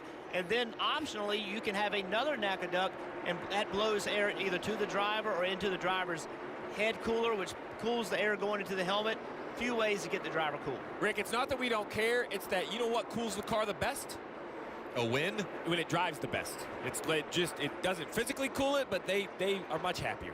They don't care, Rick. Seems as though Ryan Blaney making a little bit of a rebound here after his issues earlier in the race. Yeah, Ryan Blaney, we saw him on pit road. We saw Eric Almirola, and he made contact and put him into the wall, and he came down pit road, did some work. Now he's driven back up to the front, Marty. It's been a fantastic recovery for this 12 car. Losing a couple of spots here, but the car is getting a little bit too tight for him right now. But they have fixed that right front damage. And I think they thought they had to come into this race, Steve, and they needed to gain points this weekend, because Ryan will admit, Richmond, his worst track on the schedule by far. And then you've got the Charlotte Road Course. So they put a lot of pressure on themselves here at Las Vegas to gain points and gain a lot of them. Well, Marty, I don't know if there would be a bigger win in the series than if Jimmy Johnson could end his career longest winless streak. And for that to happen, guys, you got to have a fast race car, make good decisions, and sometimes you got to get a little lucky. Right here, a clear bag on the nose of the 48 easily could overheat. He gets up behind the 12, does a nice job there, and instantly you'll watch the air pressure disappear. The bag goes away. The 48 should come back down to normal operating temperatures after that. Seems like the 48, that whole organization, is getting better as this track's getting more and more rubber on it. They've struggled all weekend, really finding the speed they've wanted, but after the first run in this race, we got a lot of rubber down on the track. We're seeing some teams that were strong at the start of the race fade a little bit. The Gibbs cars, Kyle Busch, the 20, Eric Jones, those guys are struggling as this track's getting tighter, Jeff, and we're seeing other teams starting to move to the front. Starting to see a shift. One thing we do see, though, is all Penske cars are they're all in the top 10 right now, and this would be the 6th straight race that every Penske car could finish in the top 10. This has been a very, very good racetrack for them. And you mentioned how good are they at Vegas? Well, Keselowski 2 wins, 95 laps led for Logano, and 3 straight top 10 finishes for Ryan Blaney. And again, they're searching for that 500th win for Team Penske in all forms of motorsports that they're a part of. They were kind of going backwards when this race started, that first run. Made some adjustments. Track's changed just a little bit. Seems to be coming to those guys. Keselowski in second, Logano in fourth. Kelly. You guys talk about the strengths there of Team Penske. I talked to crew chief on the 22, Todd Gordon, and Joey Logano. Both asked him what it would mean to them to be the ones to give Roger Penske and Team Penske the 500th win. They said it would be awesome, especially as the their teammates have been able to capitalize on 2 of the crown jewels. Hey, another note, we've been talking about some of the troubles on pit road. Well, it's been the opposite case here for this 22 team. Todd Gordon told me they struggled a lot through the summer, but it built up some really nice momentum headed here into the playoffs. 2 stops today. They've picked up 6 spots on pit road, which has really helped their cause to stay in the top 5. Well, Kelly, you mentioned how important pit road is. It's time for the playoffs. Everyone needs to step up. Joey Logano, Brad Keselowski, Team Penske gaining spots while Kevin Harvick is losing. 5 doesn't seem like much, but Dale, 1 row and a restart can be all the difference. Now you're back there in dirty air. Your car doesn't drive as good. Very difficult to recover. Keselowski's done some great work on these last couple of restarts to gain a ton of track position. You get that track position, it's easier to hold, to get up there in that clean air inside the top 3. Brad, been doing that the last couple of weeks. What's won in these 2 races over the last couple of weeks? Yeah, what does he say? He wants to be the guy that catches the ball. Well, 2 weeks in a row, his team's kind of tossed it to him, and Brad's delivered. And momentum's so big. Brad Keselowski winning the last 2 races, both crown jeweled.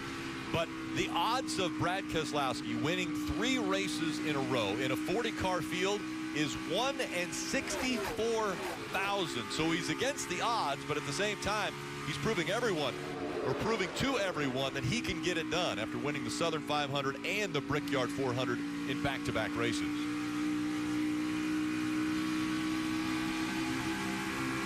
Kevin Harvick trying to get back on track as he's running 5th now, chasing after Martin Truex Jr., just like everyone else on the track.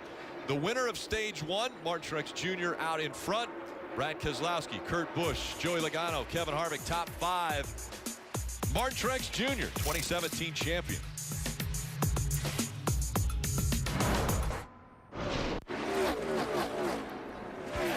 You can see it coming. Yes, we know what's wrong. And a wreck just happening. The 4 of Kevin Harvick up into the wall. The 20 nowhere to go. Got up underneath him. Big damage for 2 playoff contenders. And I saw Kevin Harvick for about a lap. He started losing positions. They were going by him on the outside. He was very slow on the bottom. Clearly, I'd say he had a right front starting to come apart. He just looked like he got tighter and tighter, and going into 1 had his issue. And we mentioned this earlier. Kevin Harvick and Kyle Busch started with a 50-point advantage over drivers like Alex Bowman and Jimmy Johnson because of the playoff points. But we knew that that could only help them for 1 race. Now, that advantage gets eliminated because of what's happening here. Kevin Harvick out of the car. Erik Jones didn't want to see this either. 2 playoff contenders and out before the end of stage 2. See the anger. Erik Jones just nowhere to go. We're going to take a look at the replay here. Off into turn 1. Almost. Right front. Right front unraveling. Hey, we just blew a tire, guys. We're in the fence hard. 20. What you can't see or feel is the 20 car gets in the back of the 4 here once he's in the fence.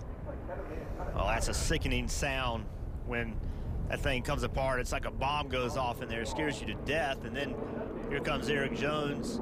Both of these guys, you said it, Rick, this is the first race of the playoffs, and Erik Jones does not have a whole lot of playoff points. Kevin Harvick does have some, but already before the end of the 2nd stage in the first race, both of these guys have a lot of ground to make up.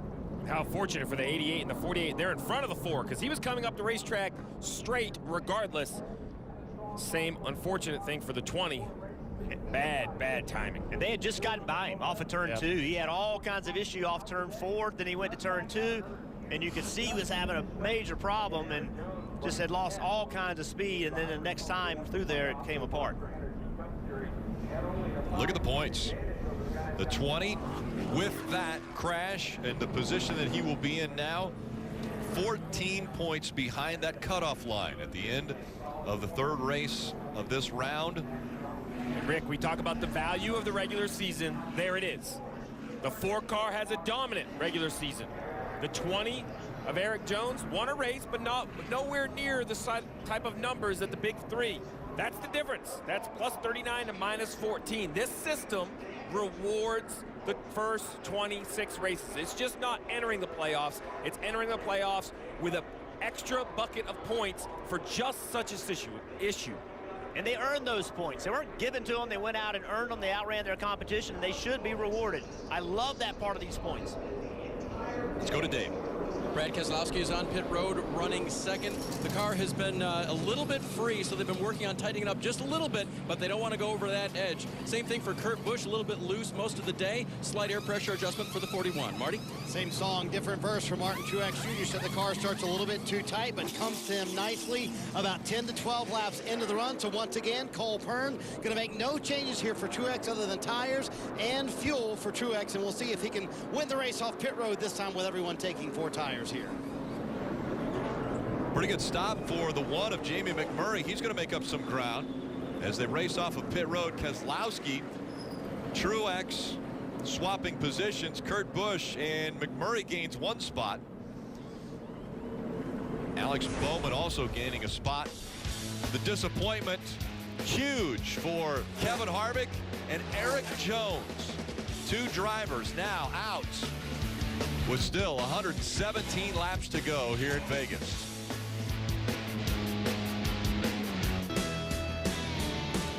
And we knew that the intensity was going to ramp up because this being the first race of the playoffs, but I don't think we were expecting so many issues to happen before even the end of stage 2. Yeah, it's been amazing how many things have happened, and it's mostly happened to people that are in the playoffs. And this started early. On this day, Austin Dillon had to go to the back because of a penalty before the race, so immediately he had an issue. Kyle Larson, right front tire down. He had to pit on the green. He had to work on some damage to the right front after that tire went down as well. Almirola and Ryan Blaney have an issue. Almirola comes up the racetrack. Ryan Blaney wanted to be there, and that put Blaney into the wall. He had to come in and fix his car, and he's had a nice recovery so far. Then Kyle Busch on pit road, you can see his crew members saying, hey, I didn't get him all tight, got to bring him back down pit road. So they come back down pit road and get the lug nuts tightened up. And the most recent issue, Kevin Harvick, tire goes down up into the wall, and Eric Jones nowhere to go but into the back of the 4. So now Kevin Harvick, Eric Jones, both out of this race. And now Eric Jones definitely in a deep hole. He's already 14 points behind the cutoff line of 12, but he's got 2 more races that he'll have to try to battle back. Let's bring in Steve Letarte and Dale Jr.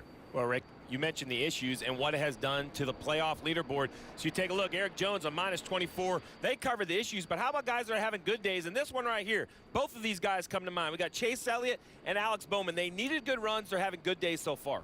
That's right. One guy we saw have a right front tire issue early, Kyle Larson, right here. You know what? He didn't give up. He's hanging in there. We're going to see guys have problems. All you got to do is beat 4 guys this round, just 4, not everybody.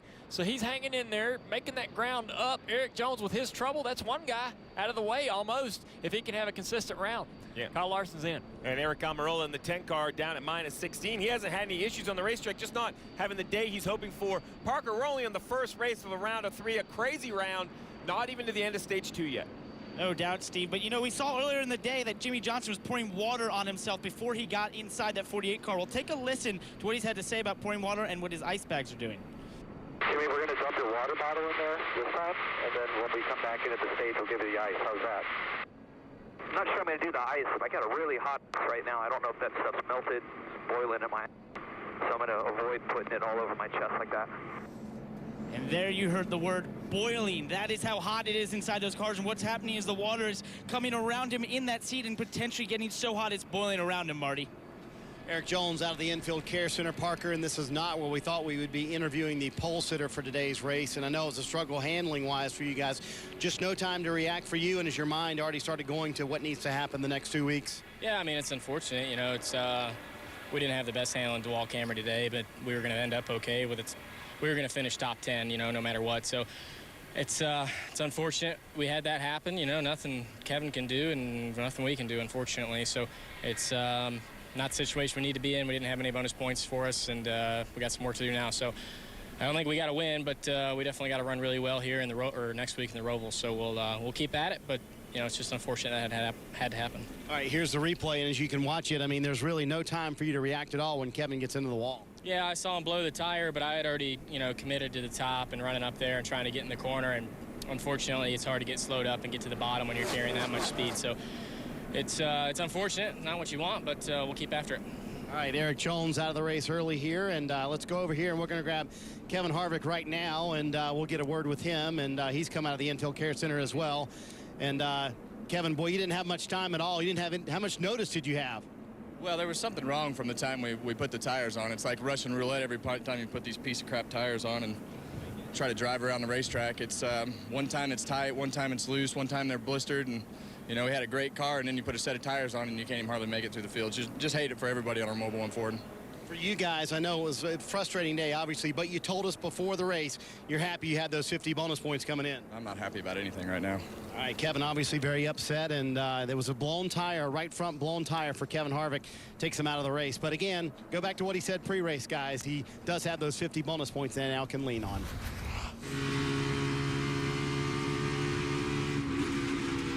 They're behind you. He's talking about the tire came apart on point number 1. Obviously frustrated. An interesting, we've seen it out of Kevin Harvick before, but had his right hand off the steering wheel again. When he was entering turn 1, it almost looked like, well, I'm just, going to drive in here like normal, and no indication that that tire was going to go on him. Second he put his hand on the steering wheel, tire blows, and up into the wall he went. One thing this has done is set up quite a race here to the end of stage 2, and right now it's only 5 to go, so we're gonna see another mid-race battle to get a stage win here. These have been exciting. Yeah, exciting. And this is just the first race of the playoffs for the Monster Energy Cup Series. How about tonight on NBCSN? The Verizon IndyCar Championship is going to be decided. So the coverage of the Grand Prix of Sonoma will follow our race coverage at 6:30 p.m. Eastern. Again, 4 drivers in contention for that title, and double points night tonight for the Verizon IndyCar Series. So, I'm sorry, Keselowski and Truex Jr. are going to start up front. Yeah, I was going to say, Jeff, you mentioned it.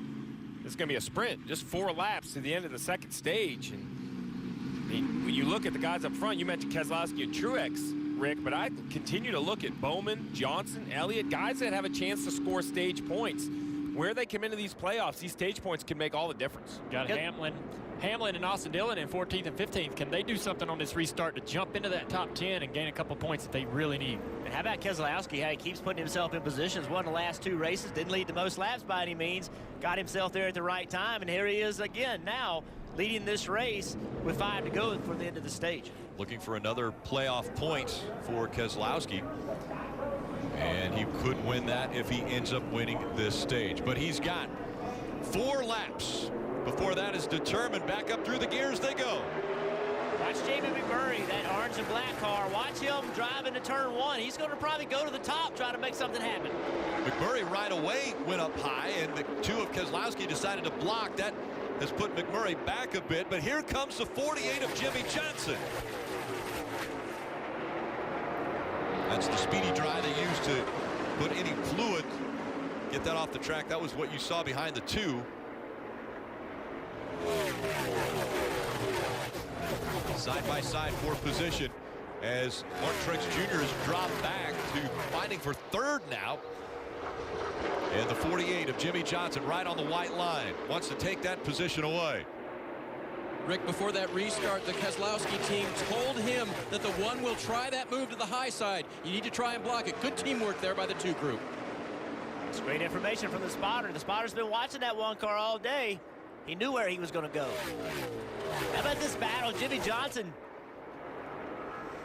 A little bit of a wiggle there out of Jimmy Johnson. That allows the 78 to take advantage and take that position away.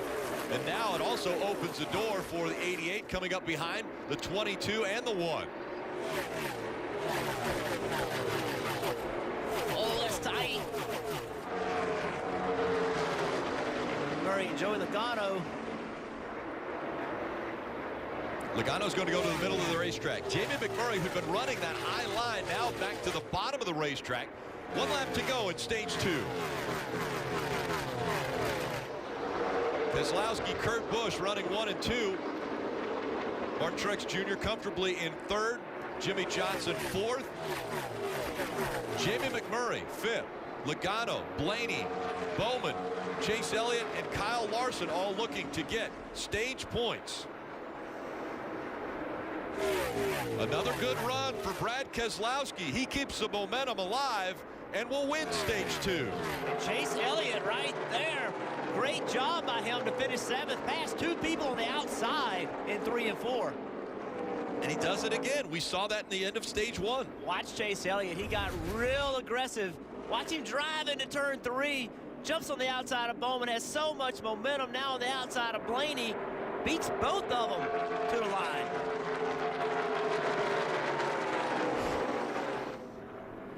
Two more points for Chase Elliott, but more importantly, a playoff point for Brad Keselowski.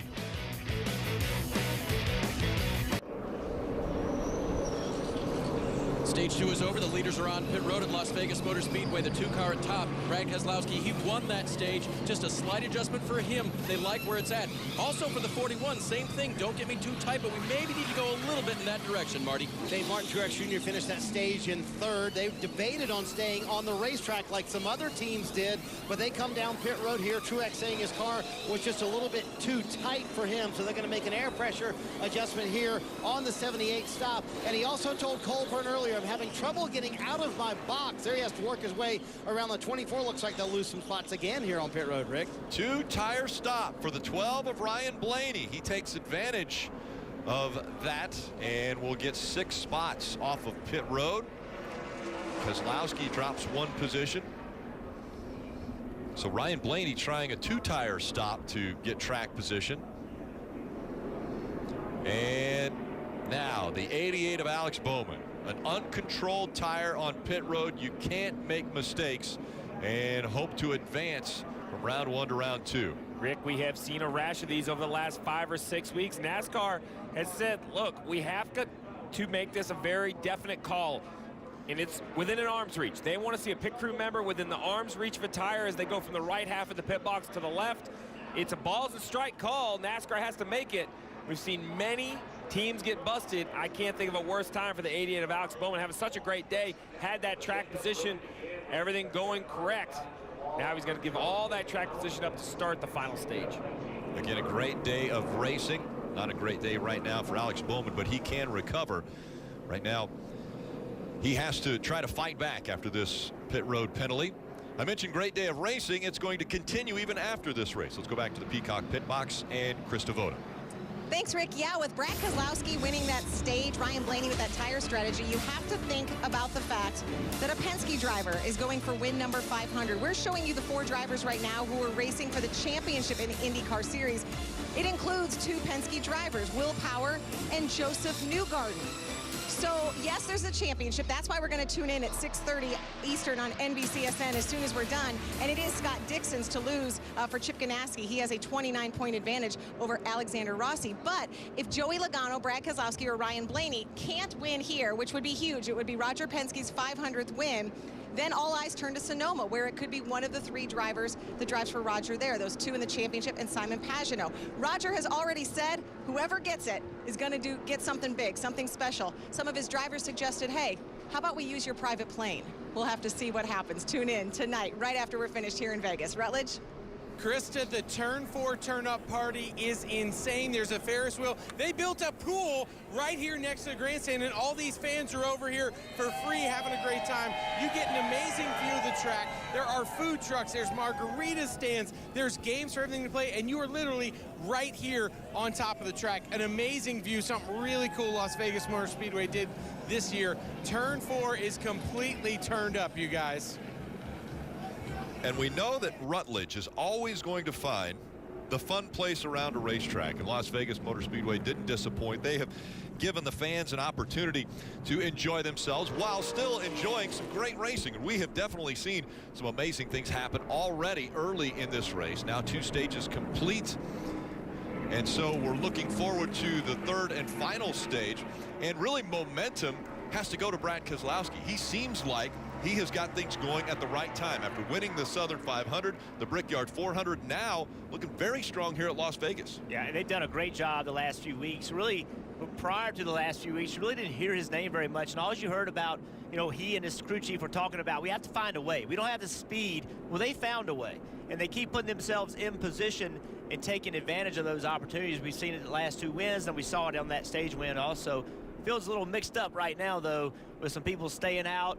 Few people put 2 tires on, so this restart's probably going to be a little wild. And again, this is the first time that the playoffs have started here in Las Vegas, the first time that they've come here for a second time. Brad Keselowski with 2 wins, trying to make that 3 and 3 in a row. Let's bring in Steve and Dale Jr. Well, Jeff, you mentioned that this restart should be a bit chaotic with guys staying on the racetrack. The 42 of Kyle Larson has trying to recover. He had that tire issue early, got back in the lead lap. Now they're trying to get that track position. To me, though, this is the longest stage. We've seen some attrition issues already with tires, just some bad luck for Eric Jones. Who can avoid that on this crazy restart? Yeah, worry about those guys not pitting and taking tires because of the tires issues we've had. But they're talking about Brad Keselowski. He's been accumulating a lot of playoff points. But Jimmie Johnson, who saw this happening today? This guy's in the top 5 and legitimately running there. Has this team, has this organization found what they needed to contend in the playoffs? Yeah, the 88 was up front, had the speed. He just had a penalty. Is there enough time to recover? We're going to have to see as this last stage wears on. Parker. Well, guys, Kyle Busch is one of those cars who stayed out, did not agree with where he was placed on the racetrack. Take a listen. You said I got him at the stripe. What happened to that? I don't know. You nosed him to the stripe for sure. Right, so how did he get the spot on me? And the car he is referencing is that of the 6 of Trevor Bayne. So he felt like he should have been in 3rd place and had been able to put himself on the outside for this restart. Instead, he finds himself on the inside, Marty.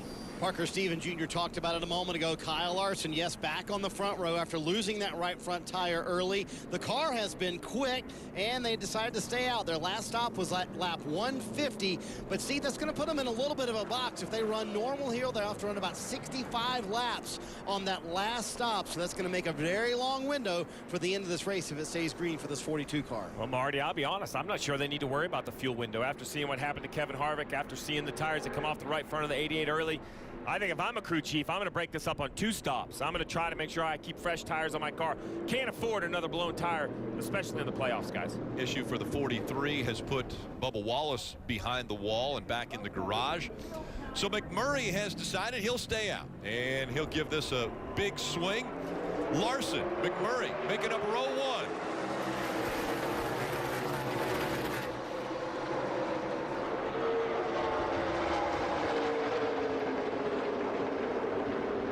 Find out how important new tires are. Look at Martin Truex Jr. on that top groove, taking advantage of these guys all on the bottom. Now he goes to the bottom of 3 and 4. Brad Keselowski blocks that move. How about Trevor Bayne in that 6 car hanging in there tight, doing a great job. Ryan Blaney right behind him. I got a feeling he's got a hard time staying there with all these guys behind him, Jeff. All these contenders for the championship trying to gain these spots and get by Trevor as fast as they can. Look how these guys are going 3 wide down the back straightaway. Pretty impressed with these tires, though, hanging in as well as they are. I thought these guys would just blow by the old tires, but they're not doing it. It's tough for Truex. Look at him. He's struggling. Logano taking advantage of that low line, gets by the 6 of Bayne, as does Ryan Blaney. Here comes the 78 of Martin Truex Jr. 3 wide behind them, 4th position. Chase Elliott, Paul Menard, and the 48 of Jimmie Johnson. Out front, Larson has the lead. McMurray hanging on to 2nd. Remember Clint Boyer's comments to you, Steve, about Jimmie Johnson. Please don't wake him up. Yeah, he's not the type of guy you want to give any sort of confidence or any sort of momentum. And remember, there are 6 champions in the playoff field. 5 of them have won 1 championship. Jimmie Johnson, he's won 7. It's not even close when you look at the numbers. But again, we're reminded that the 7-time champion hasn't been to victory lane this entire year. Dave. Rick, you're looking at the 41, that red and black car of Kurt Busch, now back in 13th. What happened? Well, a fuel probe broke on the fueling can after they got the car full of fuel. As the rear tire changer came around the back end, slipped and fell. That cost them time, but the car can make it, let's say, to halfway in this stage. Fight for 3rd between Keselowski and Kyle Busch. Keselowski has the spot. Kyle Busch has lost it to that 2. That report we just heard from Dave, that could be a major problem, right, Steve? Oh, listen, he talks about the fuel window. I'll go back to what I said a minute ago. I know all of these crew chiefs are thinking fuel, but we talk about gambling. It is Las Vegas. Do something different. How about Cliff Boyer in 12th? Eric Almirola in 15th. The 10 car hasn't showed the speed. I would do something completely unheard of. Spice up the field, change it all up. I would pit at probably 40 laps into this final stage. Get brand new tires and force everybody else to make a decision. Come get fresh tires and push the issue, not allow anyone to nurse those tires to halfway. At some point, if you don't have the car enough to attack, you have to work on a strategy that gives your driver that option. Steve, that was part of Kurt Busch's questions after this all happened. Hey, do I push it? Are we going to make 2 stops? Am I going to split this into thirds? Or are we going to make it on 1 stop? He was told, try to save him. We'll make it on 1. We'll go to halfway. Well, I like where he's at. That's a smart driver, already thinking there's another option. Got to continue to fight, even when you're put behind. That's what the 88 of Alex Bowman's trying to do as we ride on board with Kyle Busch right here in battle with Ryan Blaney.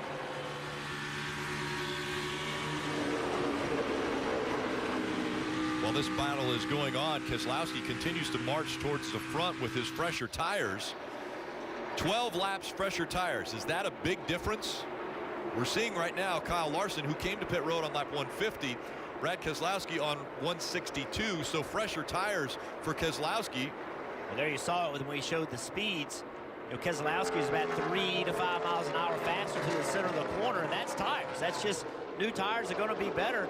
I'm surprised, though. I think that as good as these tires have hung on, these older tires have hung on, that opens the door for a late race call to do 2 tires, or maybe no tires and try to pull something off.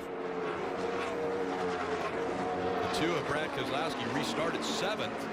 He was the first on 4 fresh tires.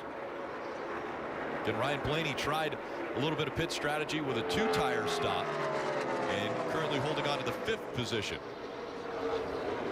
Watch the speed of the 2 car. Watch how he's able to just roll the middle. Jamie Murray still working that outside.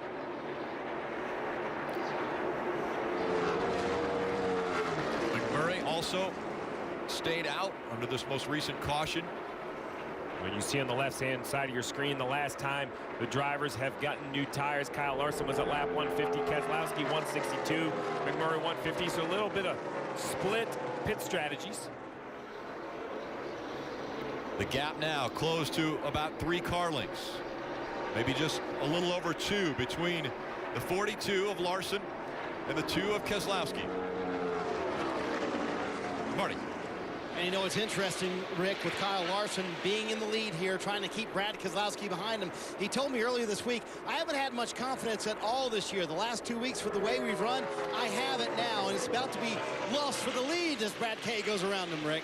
Brad Keselowski on the fresher tires is going to take it away. You're watching Monster Energy Cup Series racing from Las Vegas, the South Point 400. We go NASCAR nonstop.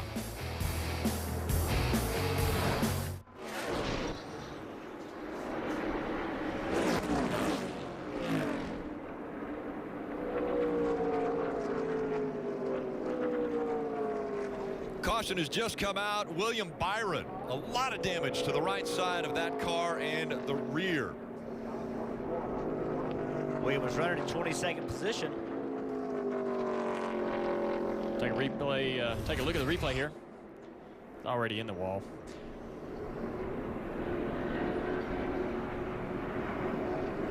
Didn't get to see exactly how that started, but he made hard contact with the right rear quarter. It's going to hurt the side force on that car, and if they can't even get going to finish this race, I think there'll be a handful out there the rest of the day. That looks bad enough. It may. Yeah, that might end his day. It may drive right on the trailer. Yeah. But again, they only have a set amount of time to repair this and then get back out onto the track to try to make minimum speed.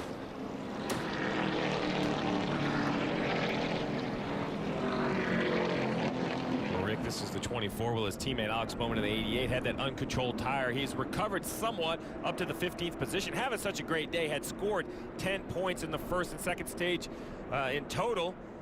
But he had that uncontrolled tire the last pit stop. We found a good look at it here. So basically, the pit crew is going to be on the right side, and you're going to see the tire changer leave. And when you stop right there, there you go. That tire changer either has to roll that right front tire, or he has to wait for the rear tire carrier to get there. That tire is not within an arm's reach. That's uncontrolled. Can't have those mistakes. Now, all the cars coming back on pit road, Dave, with only 84 to go, no mistakes can be afforded. Certainly not for the 2 group that has done so well last week and this week, picking up Brad Keselowski's spots on pit road. He said last time the car fired off just a little bit too tight. They'll make an air pressure adjustment for that, Parker. How about the run by Jay McMurray? Not in the playoffs, but he doesn't care.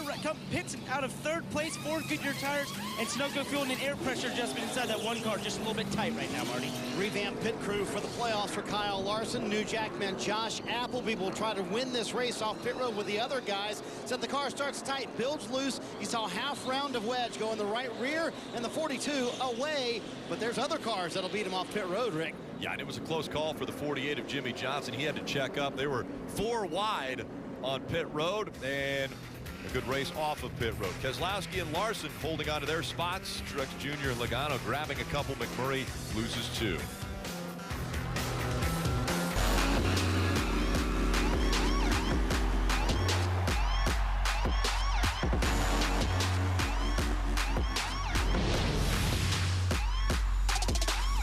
Monster Energy Cup Series racing from Las Vegas. It's the South Point 400.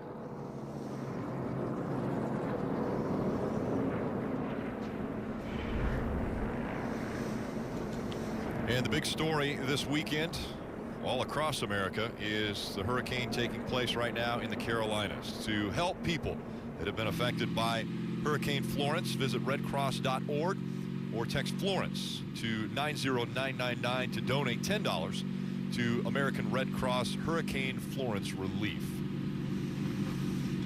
And we mentioned how Hurricane Florence came aground at Wilmington, took a very interesting path there, but now it's circling around Charlotte, where probably 95% of the teams in NASCAR are based right in that area.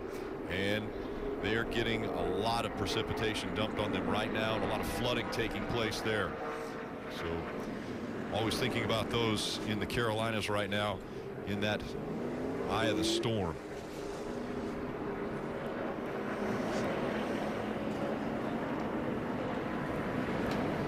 Back here in Las Vegas,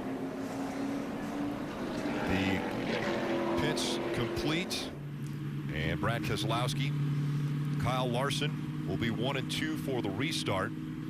Keselowski has chosen the outside line once again. Kyle Larson will be on the inside. Martin Truex Jr., Joey Logano making up row 2. Then McMurray and Johnson will be in lane 3. Well, this is race 1 of the playoffs. Next week, it will be Richmond. Saturday night racing. The Monster Energy Cup Series playoffs will hit the short track there at Richmond. That race coverage beginning at 7:30 p.m. Eastern on NBCSN. And then on Friday, just before that race, Dale Jr. will be in that Xfinity race. Looking forward to that. Will be a in-race reporter. Keselowski chooses the outside line with his teammate behind him.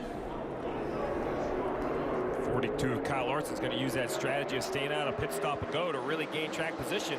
Let's see what kind of car he has now that he has even tires. Look at Blaney making it 3 wide, putting Jimmy Johnson on the outside. Outside prevails again, Jeff. Brad Keselowski will take the lead off turn 2. Larson clear for second. Jimmy Johnson's still on the outside. As Jamie McMurray underneath him. I think that's a good thing for Jimmy. Jamie hasn't been on the bottom much today. Back down to the apron for Truex Jr. Trying to get by Logano. It's the first time we've seen Larson up in the top 5 with even tires since the right front tire issue earlier in the race. So, like I said, his car doesn't have quite the speed on the takeoff on stickers. He doesn't have quite the speed. As you see, he's being hounded by the 22 of Logano for second place. He's wanting them long green flag runs so he can move that car up the track. Marty. That's true, Junior. They don't take off very well on the 42, but they're so good at the end of the run, kind of like Martin Truex Jr. right behind him. But, Junior, the one thing that surprised me about the 42, after he kept that right front tire down and that right front tire went, he's not been shy about running that top line. They feel like that's where their speed is. He's staying committed to it. Well, with only 80 to go under the restart, that shouldn't be an issue now, I would imagine, Dale, right? You can run 40 and 40, just split it up in the middle, run right around the top. Really, these drivers now, it's go time. There's no more saving tire, no more conserving. Time to try to go win a race. He's struggling right now. Carl Larson down in 1 and 2. Missed the bottom. Car got tight, bounced up the racetrack. He's having a hard time running that bottom groove and keeping pace. He's running the groove, but he's having a hard time keeping the pace with these top three.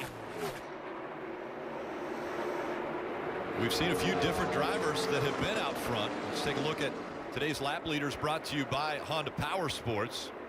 Martin Truex Jr. has led the most laps at 79. Brad Keselowski, who's up front right now, will continue to add to his laps led. There's 36 now for Brad Keselowski. Joey Logano at 33. Harvick led 14 before now he's out of the race. And then Kyle Larson was up front for 12 laps.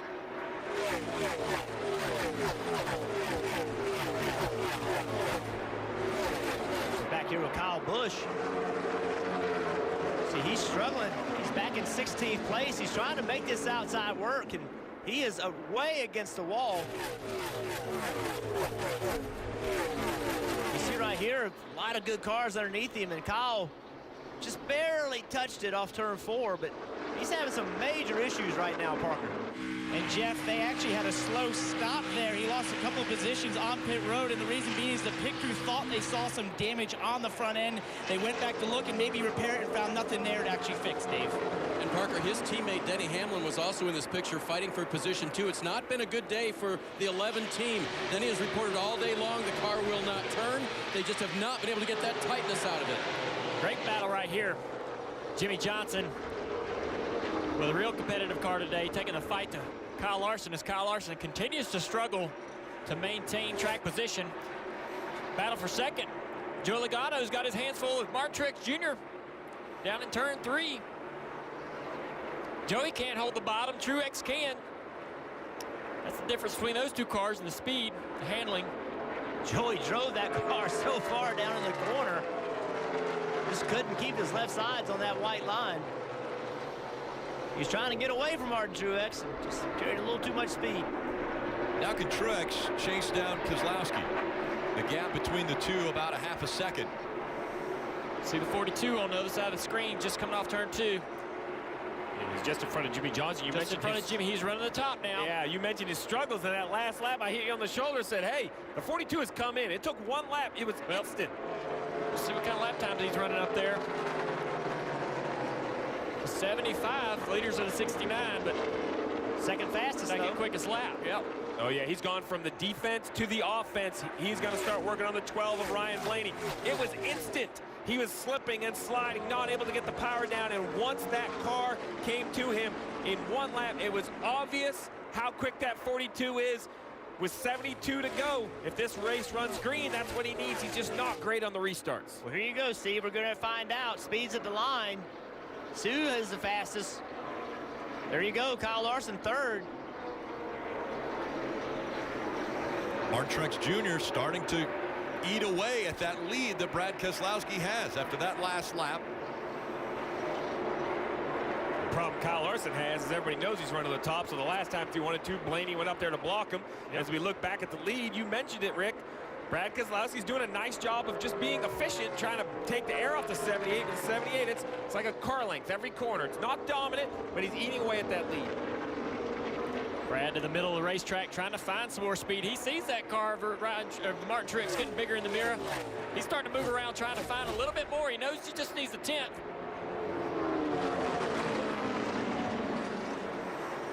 Now coming into some lap traffic.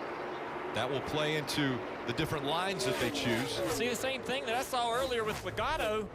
The two-car Keselowski can't really hold that bottom as we continue around turn 3 and 4, where Truex's car works so well and wraps the bottom of the corner completely all the way off of the corner. Incredible how Truex's car works from the center off of the corner. And this is where Brad's just going to have to be real disciplined driving into turn 3. Don't overdrive the corner. Keep it on the bottom. He goes to the middle of the racetrack this time. Doesn't even try to get to the bottom. Truex struggling just a little bit with the grip. See his car moving back and forth just a little bit on that bottom groove. You saw Brad knew he was going to have to do something different. He would have driven into turn 3 on the bottom. He didn't feel like he could carry enough speed to hold the bottom, so he didn't even try. He just went to the middle of the racetrack, showed Martin something different. That's what I would do. If a guy's catching me here, he's going to have to pass me on the bottom. I'll give him that inside. And talk about a driver that's hungry. Martin Truex Jr. earlier this week said, heck yeah, let's go do this. Let's send Barney out on top.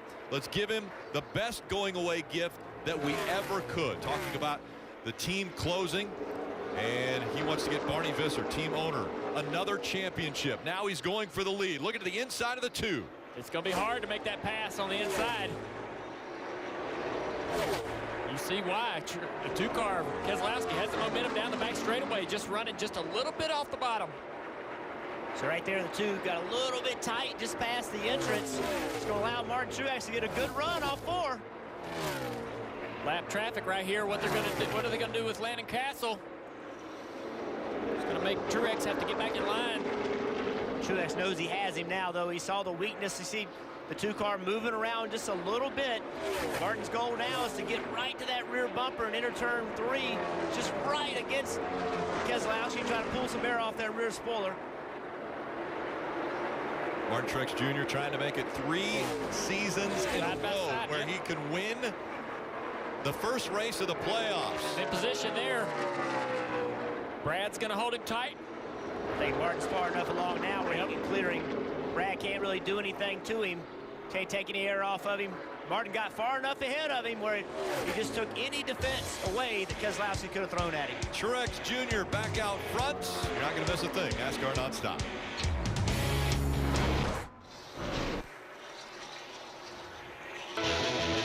NASCAR on NBCSN is brought to you by South Point Hotel, Casino and Spa, where the racers stay in Las Vegas.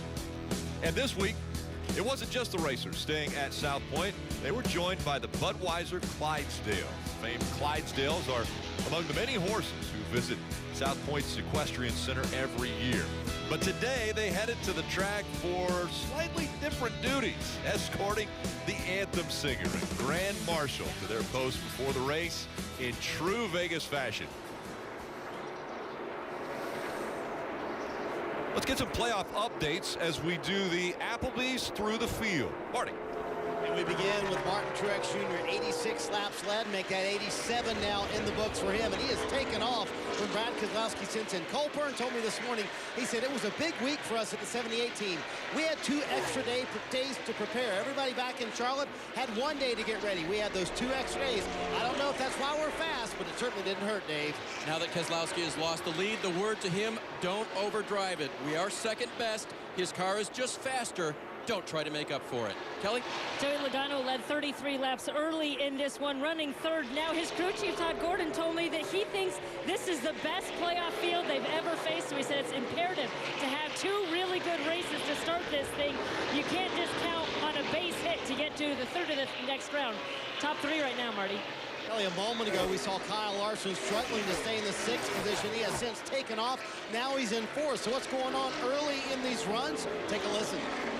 10-4, man. Just hang in there. They're trying to get it better. We've still got 70-something laps to get it done here. We just need to think big picture. I'm not stressed now. All right, well, sounded like it. You were complaining big time there. They were joking that he was stressed out. He said, I think the car's on the splitter in this first 10 laps. We got to get that figured out by the next stop, Kelly.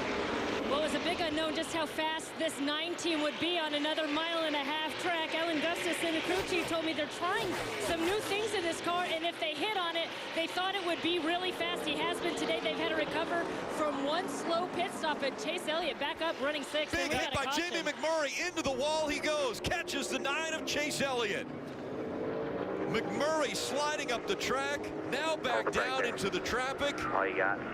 But McMurray and the back end of that car gone. Window net is down.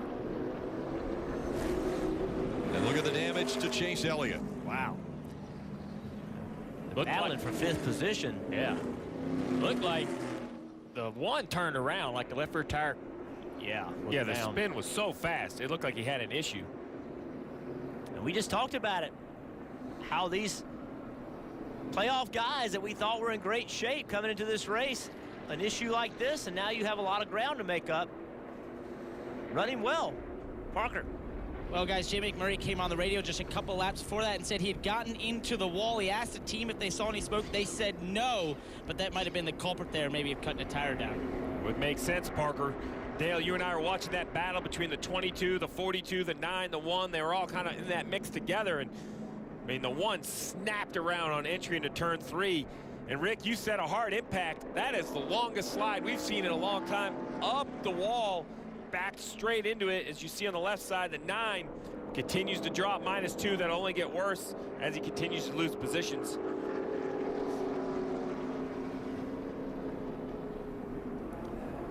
That's McMurray walking back to the ambulance. He'll head to the infield care center. Here's the contact with the wall that Jamie was worried about. Pretty significant contact right there. Wow, man, it's a big hit.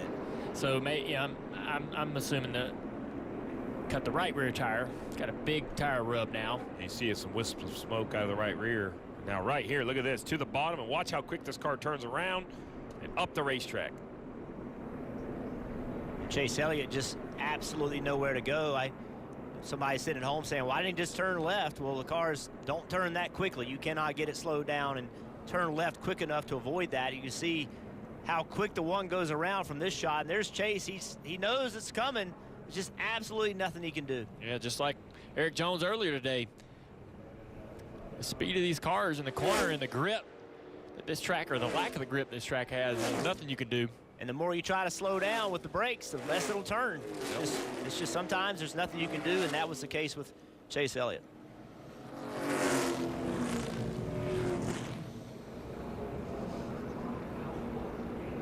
And we have seen some big impacts all week in the Xfinity race. Had some hard wrecks, and this hit by the 1 is a huge wreck.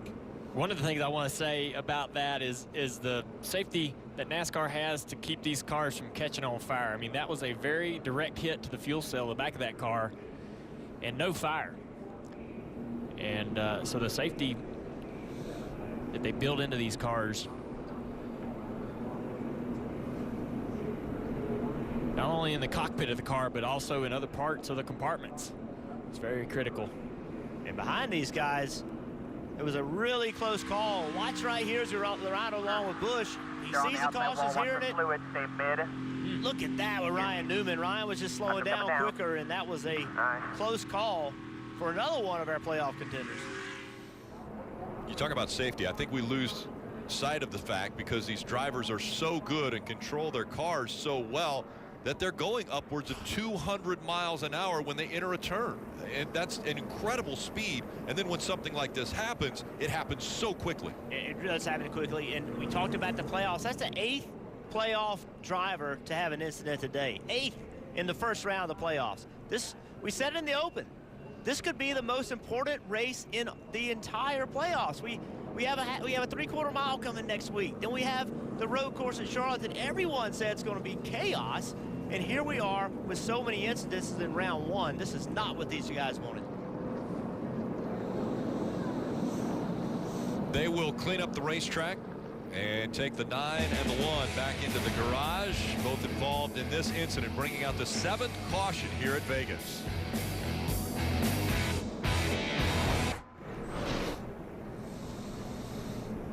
Cleanup taking place as we continue with Monster Energy Cup Series racing from Las Vegas. The South Point 400. 51 laps to go. And there have been plenty of issues to start off this playoff round of 16. It all started actually before the race started, with Austin Dillon not able to get through tech inspections, and so he had to go to the back. Early in the race, Kyle Larson, really the first guy we saw with a tire problem, caught it, did a good job. The car didn't explode, didn't damage his car too badly. They came in, the damage they had, they got it fixed. Here Ryan Blaney now. Eric Almirola had some contact earlier in the race. Put Blaney in the fence, and he's been working on that car all day long, trying to get it back to competitiveness. Yeah, then the heat of Kyle Busch. Only got 3 lug nuts on the left front, had to make an extra pit stop. You see, trying to recover. The big issue with Kevin Harvick getting into the wall after he blew a tire. Then the 20, nowhere to go for Eric Jones. So 2 of the playoff drivers out of the race.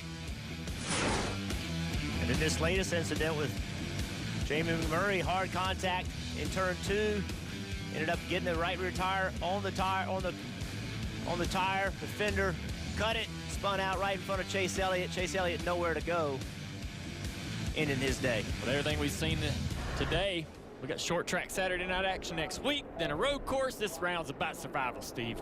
Absolutely, and right now, it's going to be about the pit stops and pit crews. Who can perform, who can get some track position for their driver with 50 to go, Dave?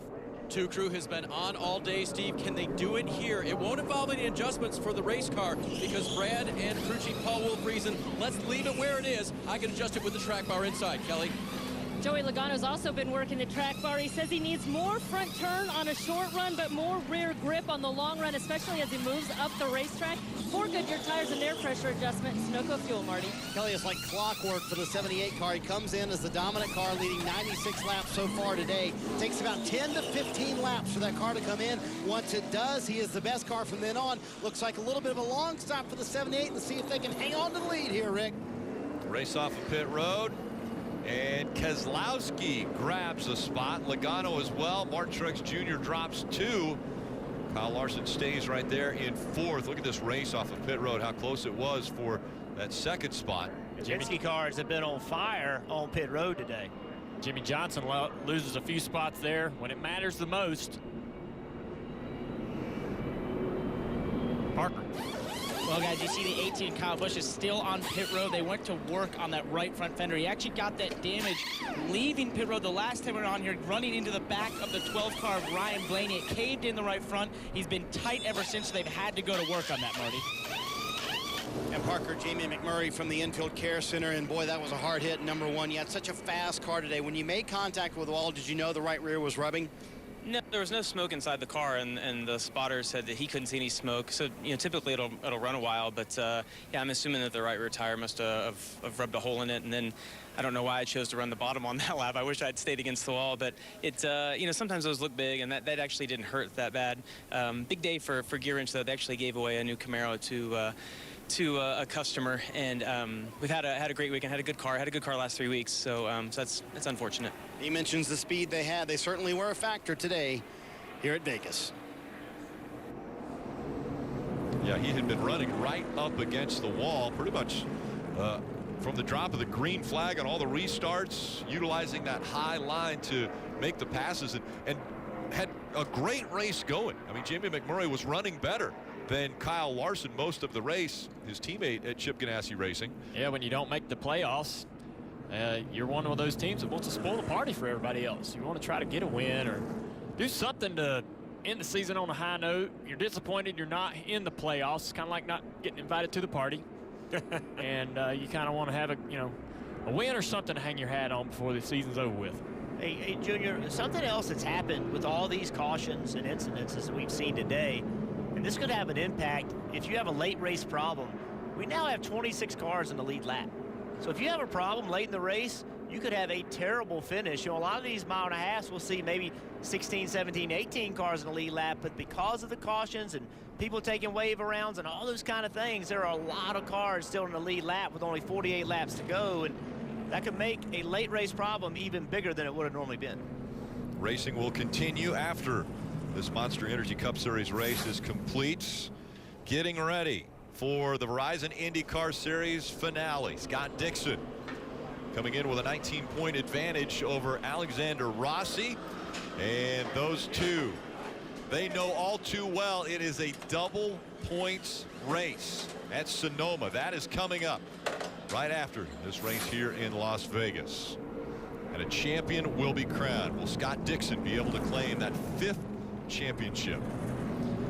For more updates on what's happening here, let's go down to Dave. Well, Rick, funny you should promote the IndyCar race right there, because when I talked to Paul Wolf this morning about the possibility of Brad Keselowski winning Team Penske's 500th race across all major motorsports, he said, hey, aren't they racing in Sonoma? He was referring to the Team Penske teammates that could win out there, and maybe the fact that the 2-car wasn't as fast as they should be. But then he thought about it and he said, never mind, I think we could do it. We won the 400th race for Team Penske, and we're going for the 500th today. Kelly?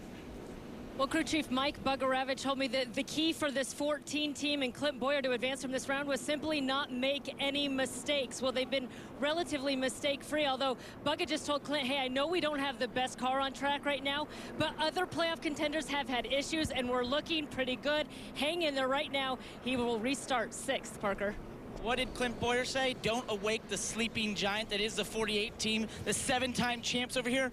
They just lost 4 spots on pit road, which might be potentially the last stop. But Chad Knaus came across radio just before this caution and said, you're faster than everyone but the 78. Leave it to these guys to see if they can pull it off, Marty. About to go back to green. Chase Elliott has come from the infield care center, and I know there was nowhere to go for you. I also heard you say on the radio afterwards, my shoulder, and I see you kind of holding your left shoulder a little gingerly. What happened with that? Yeah, I guess just got caught in the wheel, but it popped really big, and then I kind of got stopped and got messing with it, and it popped really big again. So all good now, and we'll try to rebound next week. Had a really good car today, and yeah, almost, just barely. Yeah, barely clipped him, so just hate it, man. So many guys fell out today. I mean, I feel like half the top 16 has crashed, so just got to finish, I guess. There you go for Chase Elliott. Almost missed that wreck, but again, concerned about that left shoulder. He is holding it very gingerly, guys. It's always concerning when you hear that. You have to get it checked out. And he's right. It has been issue-filled for playoff drivers, and here we are with 46 to go. The top 8, excuse me, are all playoff guys. How about Aric Almirola, guys? Hasn't had a great day, hasn't had a bad day. He's just trying to stay off all of the highlights, right? If he could just somehow work his way into the top 5, 6, 7, 8, it has to be a successful day. I know they want to have a faster car, Junior, but they can't really fix that now. Now it's about survival, just solid points day. Yes, attrition is definitely coming into play now. As we look at the Ram trucks proven to last, can someone gamble? Well, we're about to find out. How about avoid tire issues? That has been a big storyline, and take advantage of other drivers' mishaps. You don't want to be one having the mistake. You want to be the one that can capitalize on those mistakes. Keselowski, Logano, teammates side by side. Green flag back in the air. Logano with a great restart, being pushed by Truex. Will take the lead.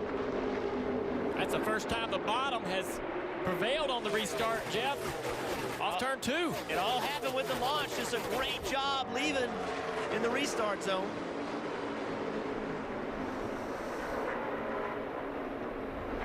These two now are fighting for that 500th win for Team Penske.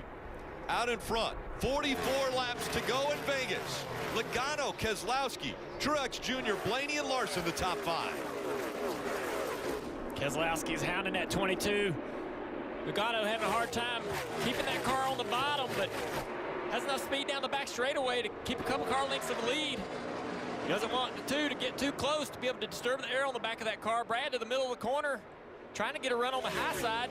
Yeah, all day long, Joey Logano just has not really held the bottom of the racetrack. I've started to believe that he's not even trying to. I think he tries to enter the corner on the bottom, and then he just throttles up pretty quickly. Now he went to the middle.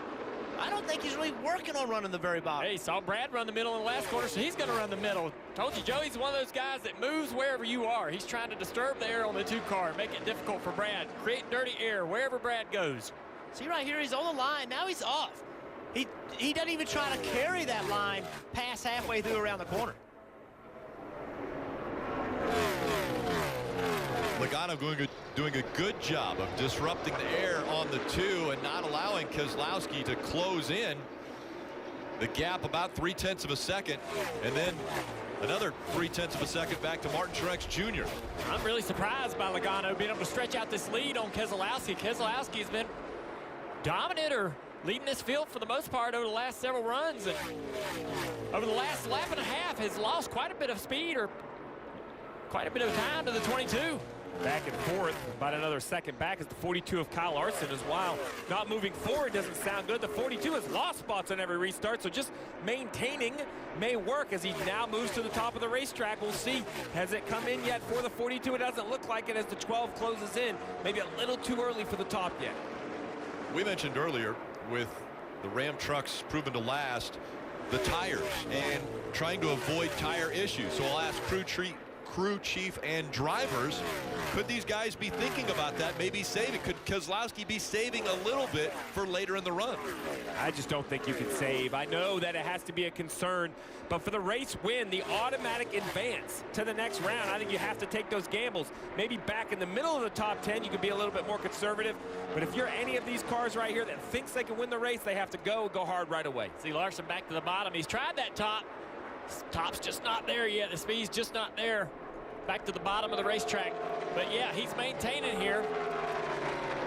He just can't lose spots. He's make the actual time back up, but can't lose spots. There he goes back to the top. He's 2 seconds back. He lost about 2 or 3 tenths to the leaders right there. Back to the top. But that looked good. That's the best the top has looked. He's going to pull away from the 12 down the backstretch by at least a couple car lengths. See what he does down here.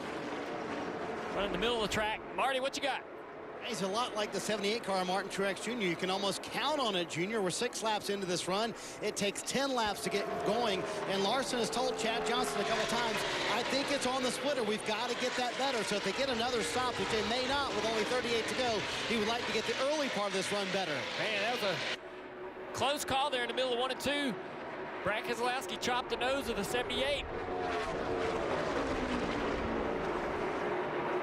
Joey Logano's best friend right now is Brad Keselowski, because the 78 comes on and he wants this battle to last as many laps as possible and try to get a lead because he knows the 78 is coming. Back to the apron for the 78. Truex Jr. trying to take that second spot away. He's been right on the bottom of the racetrack almost all day. It's going to be so hard to make that pass where Brad's running. Brad's running low enough to make it almost impossible for the 78 to get up beside him. And that running that one groove up is giving Brad a little bit more straightaway speed. But Marty said it, about lap 10 for the 78 car also, that's when it takes off, and that's about where we are. And Martin Truex Jr., I think he's going to continue to put pressure on, and I think he's going to get better as this run goes on, Marty.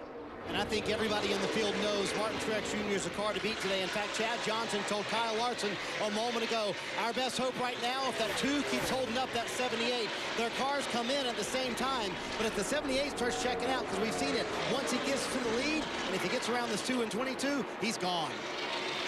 What the 78 wants to do is be right on that quarter panel on corner exit, just like this right here, side by side down the front straightaway, side draft. He's going to move down onto the apron. This is where he's going to get him down in turn 1 and 2. He's going to be clear.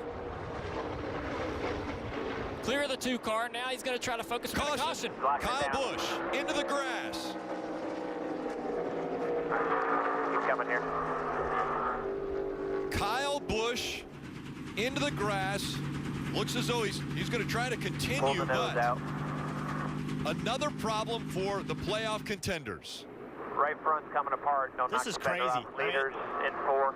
It's amazing how many of the playoff contenders have had problems. And look at the top 2. Kevin Harvick out of this race. Kyle Busch, both coming in with 2,050 points. We thought we're well ahead of everyone else, but now both having issues. Kyle's got a right front tire issue. He's trying to maintain slow speed so he doesn't do more damage to the car. We're going to take a look at the replay here in turn 3 and 4. He gets a little crossed up. Running that high line. It's a little dirty up there from the wreck we just had with the 9 car and the 1 car, and you see he just gets loose in the speedy drive. What he's really fortunate of is through this grass, not ripping the front splitter off the car. Very, very lucky, because that would have ended his day right there. I thought it was game over. When he was aimed for the infield, we saw Mike Lynette in the Xfinity race tear the entire nose off. Listen for the right front blow. Lock her down, lock it down, lock it down, lock it down. He's locking right it down. There. That was when the right front blew. Downshifting to 3rd gear. He's coming here. Still in the throttle. Trying to keep that car off the wall. We saw Truex do that at Michigan when him and William Byron got together in 1 and 2.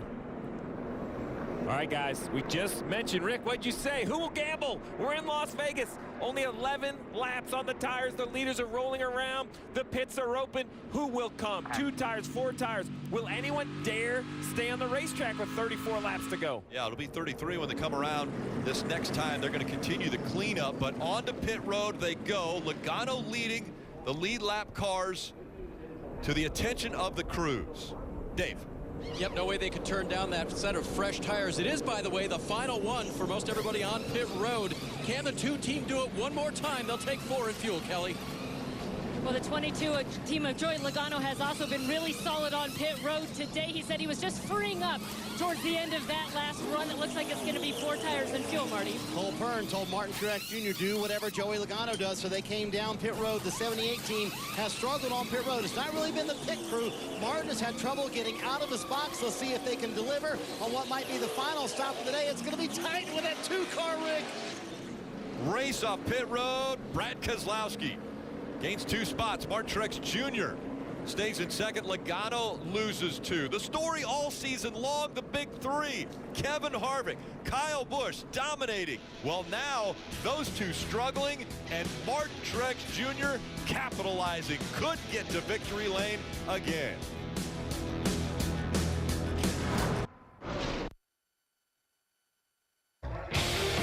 Lee Diffie with you here at Sonoma Raceway, where it is championship day in the Verizon IndyCar Series. Scott Dixon, the 4-time champ, up against the young charger Alexander Rossi. Who will get the title? You'll see it right after the Cup race is finished.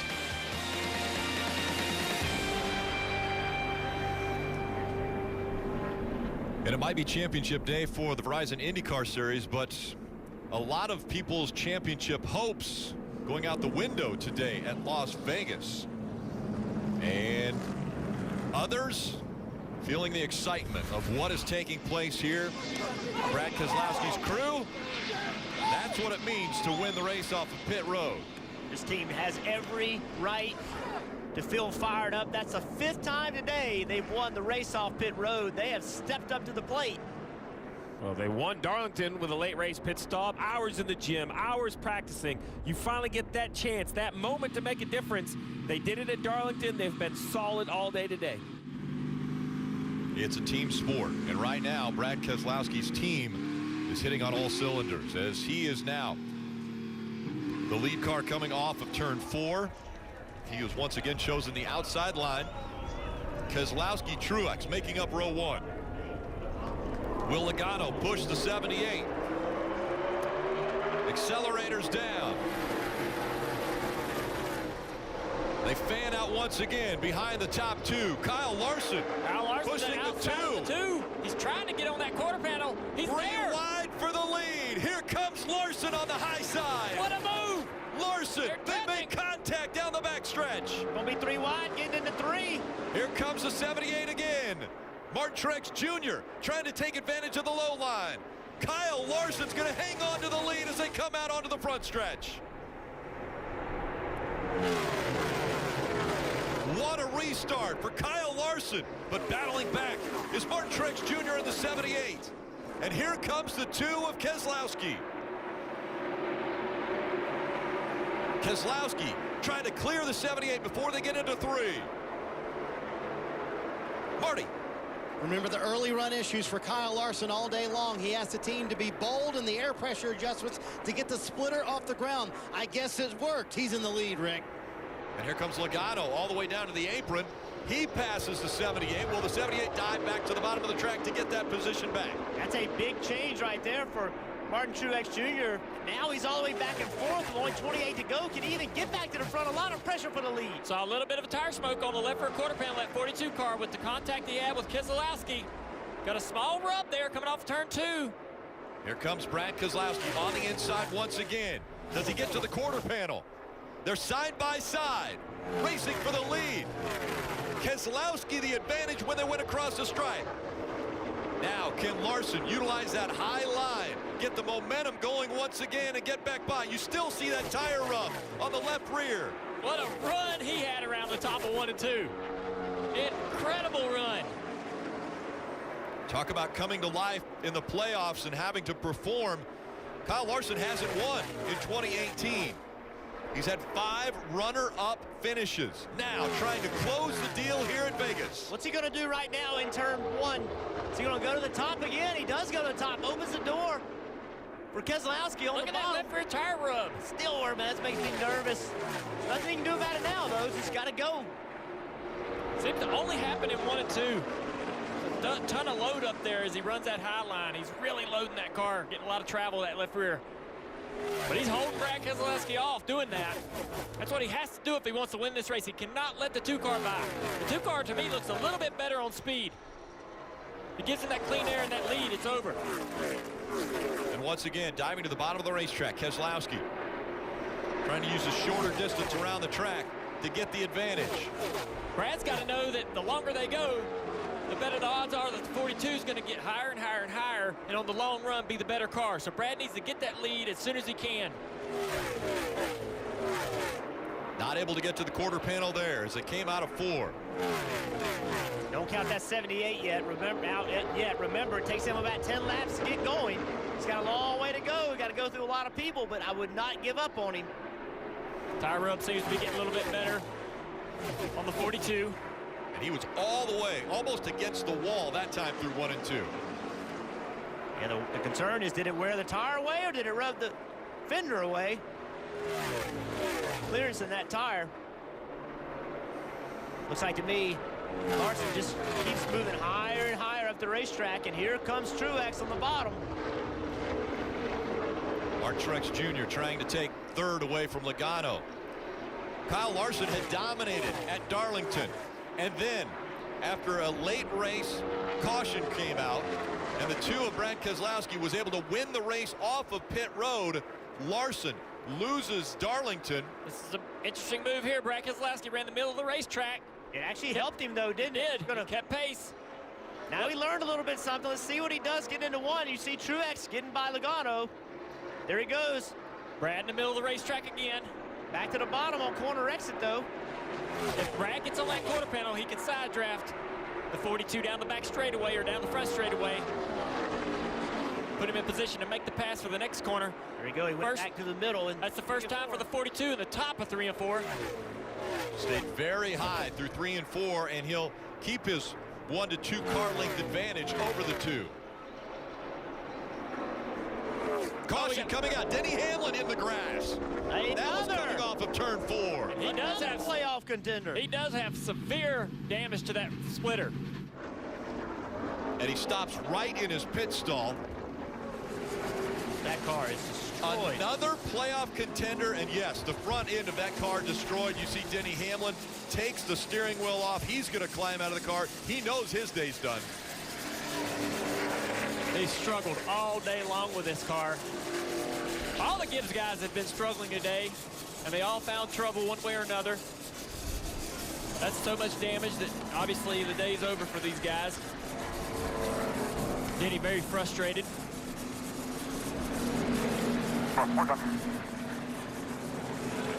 Take a little replay here from the helmet cam. Yeah, this will be crazy. Entering turn 3 at the top.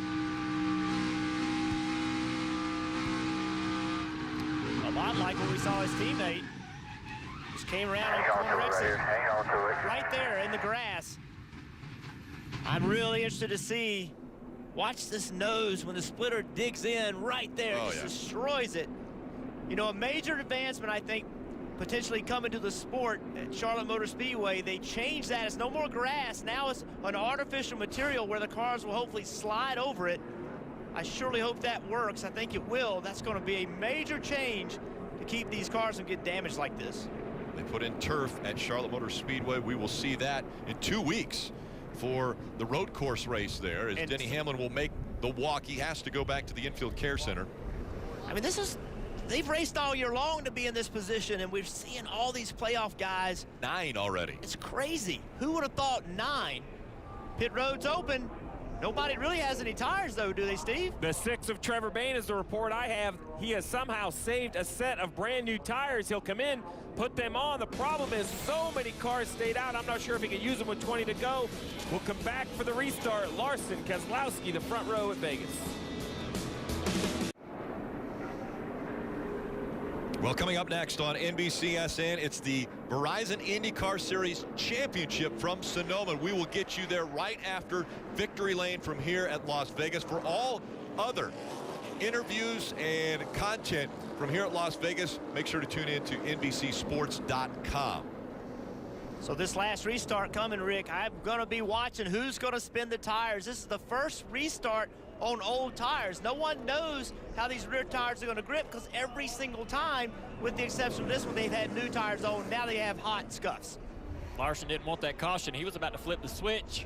take off, but it's allowed this 2-car to cool his tires, and here they go for the final restart. 17 laps remain. A good restart for Kyle Larson. He dives all the way to the bottom of the track, trying to affect the 2. Keselowski took it. Keselowski wants to check out now after a great restart. Here comes the 78 of Truex Jr. 3 wide for second. Logano right in the middle of the track. He's going to have second for now. The momentum on the 42 on the high side. Can he use it? Blocking by the 22 of Logano. Trying to slow down Martin Truex Jr. as they go into 1. Brad Keselowski again out front. Could he win his 3rd race in a row? Oh, we got another wreck on the backstretch. A car is spun inside wall. Heavy contact, Rick. Caution has come out once again, and it's the 17 of Ricky Stenhouse Jr. Stay with it here until they get to you. Now, Steve, we heard earlier as the window net's coming down for the 17 of Ricky Stenhouse Jr., we heard earlier teams mentioning they had 4-lap scuffs. Are they better than what's on now, and who makes that call to come down to pit road if you're running in the top 10? Well, I think if you were going to pit, you would have had to do it on the the caution before. That was such a short run. I think all these guys, all the leaders, they're going to stay on the racetrack. We see Ricky Stenhouse climb out of his automobile. It kind of stacked up. Paul Menard's on new tires here, the 47. I don't know if the 17 just got loose. I can't tell if there was contact the first time, definitely the second time. Yeah, it just looked like 17 got loose on the nose of that car. Oh, Allmendinger, I don't think really got into him. Yeah, Allmendinger didn't get into him to start it by any means. Big impact, though. Yeah. When I was watching it live, because that bright yellow 21 there at the bottom, it just misses the accident. Rick, you mentioned new tires. He did put sticker tires on. Ricky Stenhouse hit so close to that opening again. Yeah, Chase Briscoe yesterday in the Xfinity race hit in the exact same spot. Leaders are coming around turn 3 and 4. We'll see if... Man, it'll be hard to pit, but maybe if you're in the back half of the top 10, you think it's a better option. We'll see. Does anybody change strategies now? Kind of a broken field. Most are going to stay out. This presents another restart. I thought we was going to see a run to the green, and now we got Penske teammates up front. They won't be able to help each other or work together. Larson definitely wants another shot at it. That restart did not go as he had hoped. In the worst spot, though, of the places he would want to be. I mean, he's in 3rd and on that inside line. He'd want to be on that outside. That's how he got the lead in the first place, restarting 4th. Well, let's go back and watch that last restart, because they're all going to use that last restart to try to make themselves better for this one. So look what the 2 of Keselowski does. Larson had a great start, just wasn't quite good enough. Keselowski just took the shorter way around the racetrack, got a good launch, and just shortened up the front straightaway, really, and that just put him in front of Larson. So a very good start by Keselowski. I think it's only going to get tougher, though. Again, more laps on tires. It's going to be harder to get a launch without spinning the rear tires. Yeah, on that restart, Brad Keselowski knew that he was beating that 42 car in acceleration, and he pulled down there on the apron to get away from the side draft, so not allow that 42 to get on that quarter panel and slow him down. Marty. And also look who was behind the 42 on that restart, the 22 of Joey Logano, Brad Keselowski's teammate. And Kyle Larson said, I was waiting for that push. That push never came. So let's talk about it with Chad Johnson, his crew chief. And Chad, I'm assuming these cautions you probably didn't want to see, did you, with such a good long run car? No, we definitely struggled getting going the first few laps. Car's just way too tight. I don't know if we're on the splitter or what. So we'd definitely like to see it go green, especially since we just put our last set of stickers on it. But at least we're all in the same boat. We kind of got a set behind early with the right front that went down, but ended up being able to stay out, take the wave around, and get on even tires with everybody. So should be interesting here. He's one of the best in the game at restarts. So we'll just see if we can't get the push when we need to push and see if we can make it stick. Kyle Larson going to get another shot at it, Parker. Right, Marty, here with Denny Hamlin, who just got out of the infield care center. Denny, we saw your teammate Kyle Busch spin off 4. You spun off 4. What's going on over there? Trying to get more than the car is capable of going. You know, should have just finished 15th or 10th or wherever we were at the time, but trying to get more. Car won't handle it. No grip, and just a bad day overall. Just a bad day here for Denny Hamlin, this 11 team, Kelly.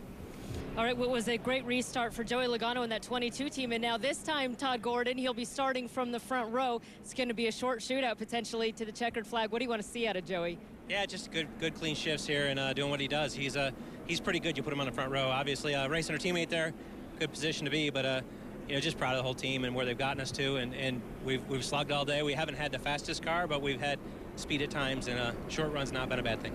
All right, and they value clean air over those 4-lap scuffs, Dave.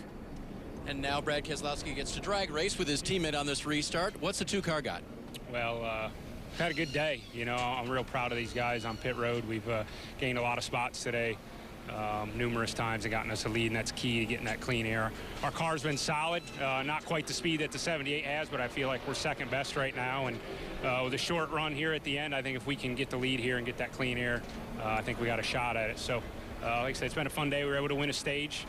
And from there, it's just been nice and steady with this Auto Trader Ford and trying to score some points here to finish it out. Clean air is worth so much, guys, and they have earned it today. Paul Wolfe seemed all calm and cool there. And you look at another guy who's maybe not so calm and cool. A couple four-time champions there. You saw Dario Franchitti taking a picture with Scott Dixon. Scott Dixon looking for his 5th IndyCar title. That's coming up right after victory lane here in Las Vegas. And that means that's coming up in about 10 laps.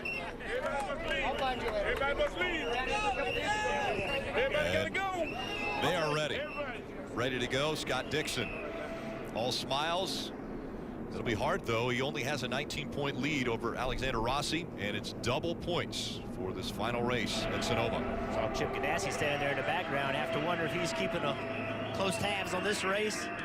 It's a 29-point lead. I'd mentioned 19. It's 29-point lead for Scott Dixon that he has over Alexander Rossi, and again, double points for them at Verizon. We look at the points now as they run here for this, the first race of the playoffs, and 9 playoff drivers have already been involved in an incident today.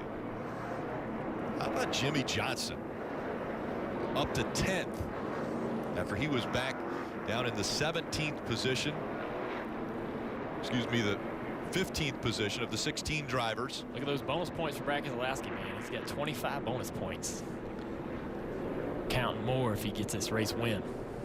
Well, and more importantly, you talked about how crazy the next 2 races could be. A win here, he won't have to worry about him. He'll be into the second round.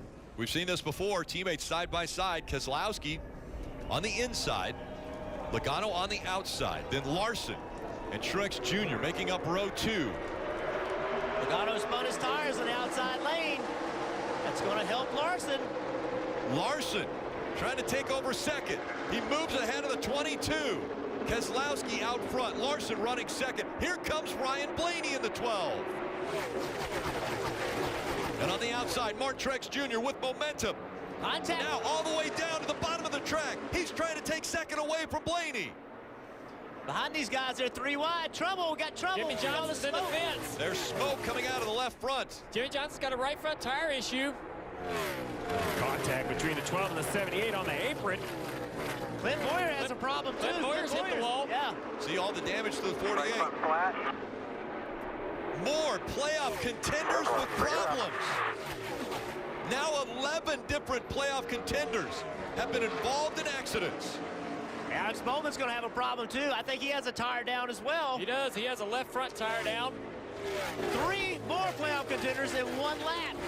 9 laps to go. Coming to you, guys.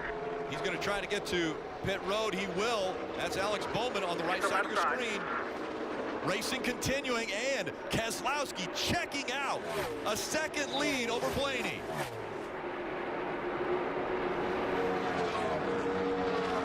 Attrition, definitely the story today for the playoff contenders. Logano with a big run. He's going to go by the 42. Look at this, 3 wide, 4 wide. Alex Bowman up against the wall. You can see there. Oh, man, that's big contact with a 41 car. And you have to wonder if the 41 hadn't shown a problem yet, but he may have one coming. Jimmie Johnson in the side of Clint Boyer.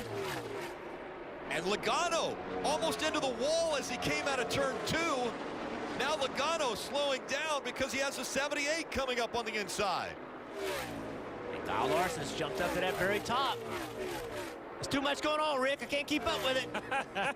Think if you were a spotter or one of the drivers out there right now. Here comes Larson again.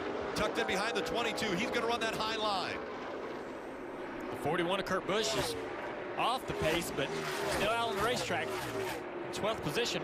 What a battle down the back straightaway. Contact made. The 22 of Logano trying to hold off that 42 of Larson.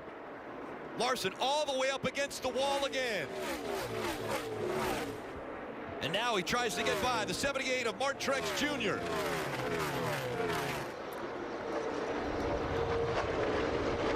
And the caution's out, guys. We have another yellow.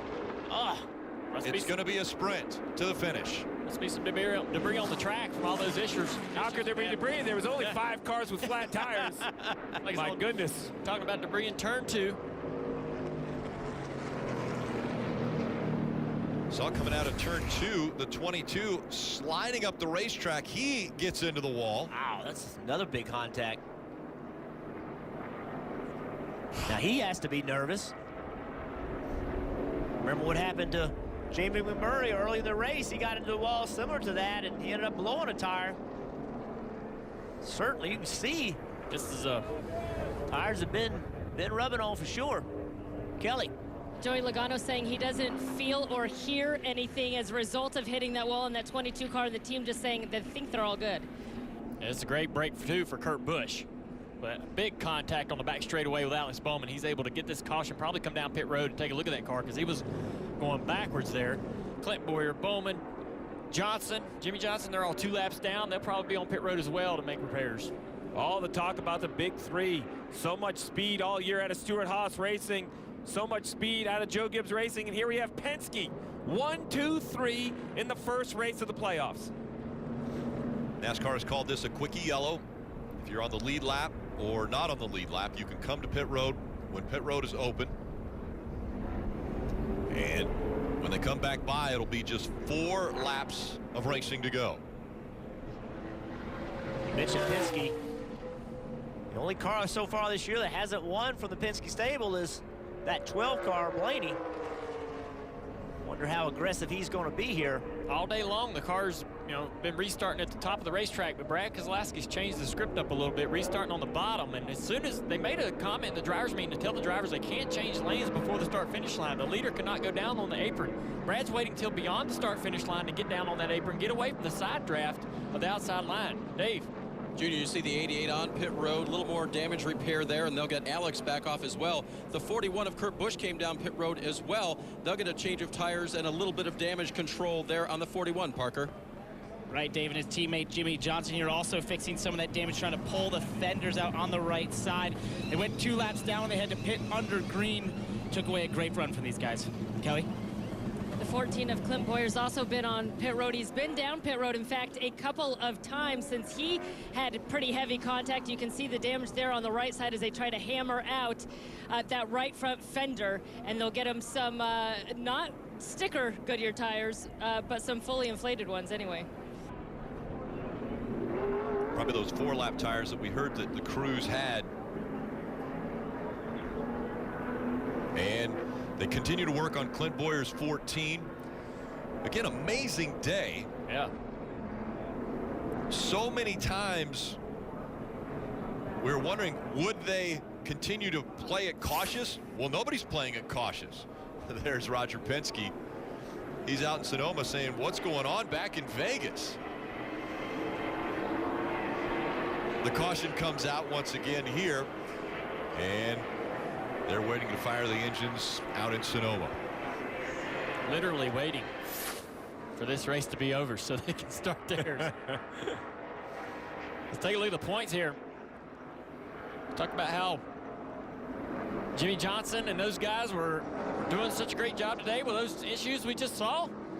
Look now. Now Jimmy's not in the top 12, not advancing into the next round.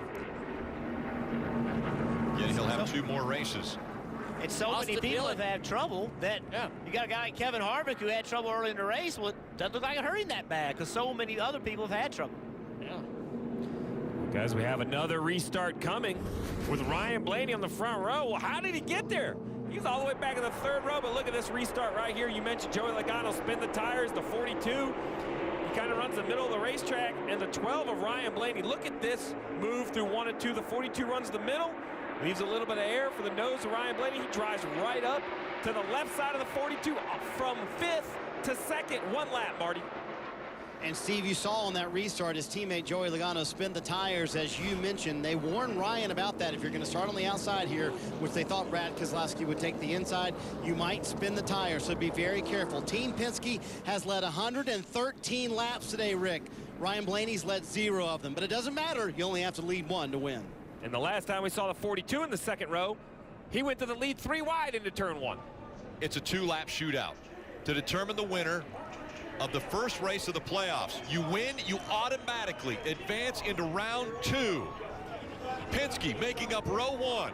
Brad Keselowski on the inside, Ryan Blaney on the outside. Blaney spins his tires. Watch Logano, watch his move. Logano, yeah. He's up on the quarter on the panel. outside, I mean. Here comes Blaney trying to go 3 wide. Logano's got the position. Logano's going to pull the air off Keselowski. Will make it really loose off 2. Logano's in the position right here. They bump going down the backstretch.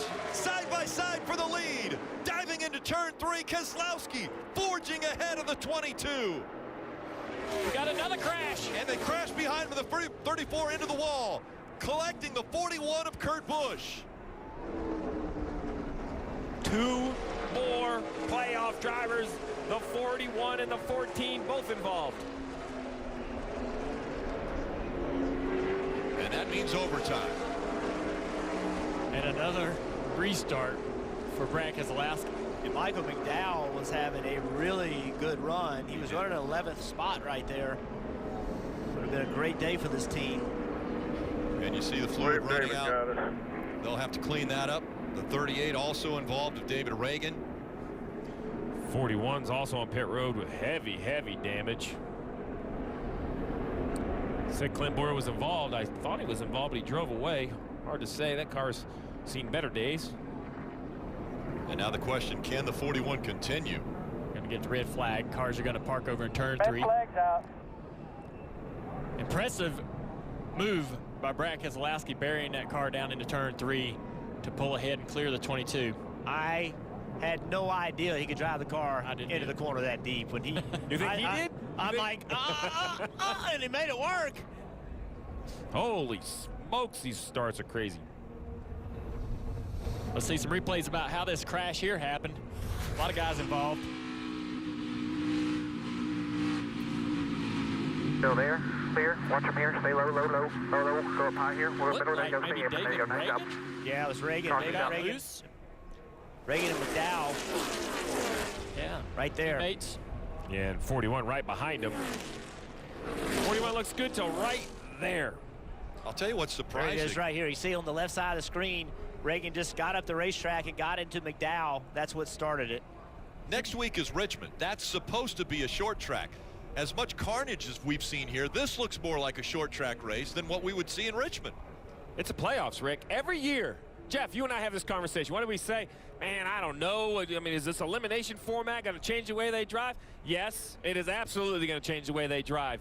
These guys take risks that I don't believe. My opinion is they don't make these risks in the regular season. I'm not even sure they're doing it conscious. I think it's just a subconscious reaction to the position they're putting in. These drivers, Dale, they are aggressive when the playoffs start. Since we've been in the booth in Chicago, it's been this way. Yeah. I mean, I don't remember the intensity being like this when I was in the race car, much less the first half of the season, but something's happened. These guys are putting it on the line. They're taking risks. You can hear Denny Hamlin in his interview after his accident, how he's trying to do more than the car's capable of doing. Looks like a lot of guys are doing that. Yeah, you get in a position in the middle of the season where you just take that 12th, 14th, 15th, go home, but you know, riding around there, right, he has to know I'm giving points up. He sees out who's out in front. All playoff drivers up there in the top 6. I mean, currently, Rick, we have 8 playoff drivers in the top 9. The other 8 playoff drivers, 20th or worse, and that's going to get worse because Kurt Busch is going to continue to fall down the standings.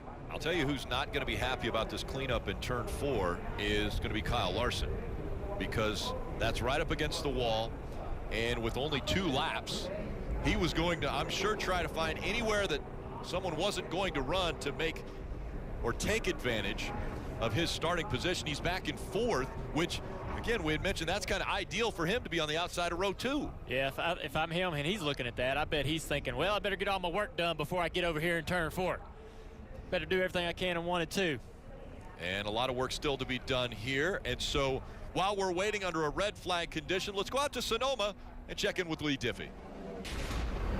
And thank you, Lee. And under a yellow flag condition now, 10 minutes, 37 seconds for the red flag. And just a reminder, the IndyCar Series race is continuing on CNBC, as we heard Lee Diffie mention. And as soon as we get through this race and through Victory Lane, we will send you back out to Sonoma for the conclusion of that last race, a championship race for the Verizon IndyCar Series. And you look at the playoff leaderboard. Again, it will be an overtime finish, and where they are running, these playoff contenders, a tough day for Denny Hamlin, Chase Elliott, Kevin Harvick, Eric Jones, Clint Boyer, now Jimmy Johnson, recently involved in an incident, Alex Bowman, Kurt Busch. Kyle Busch has had a long day already. He's currently running amazingly in the 9th position.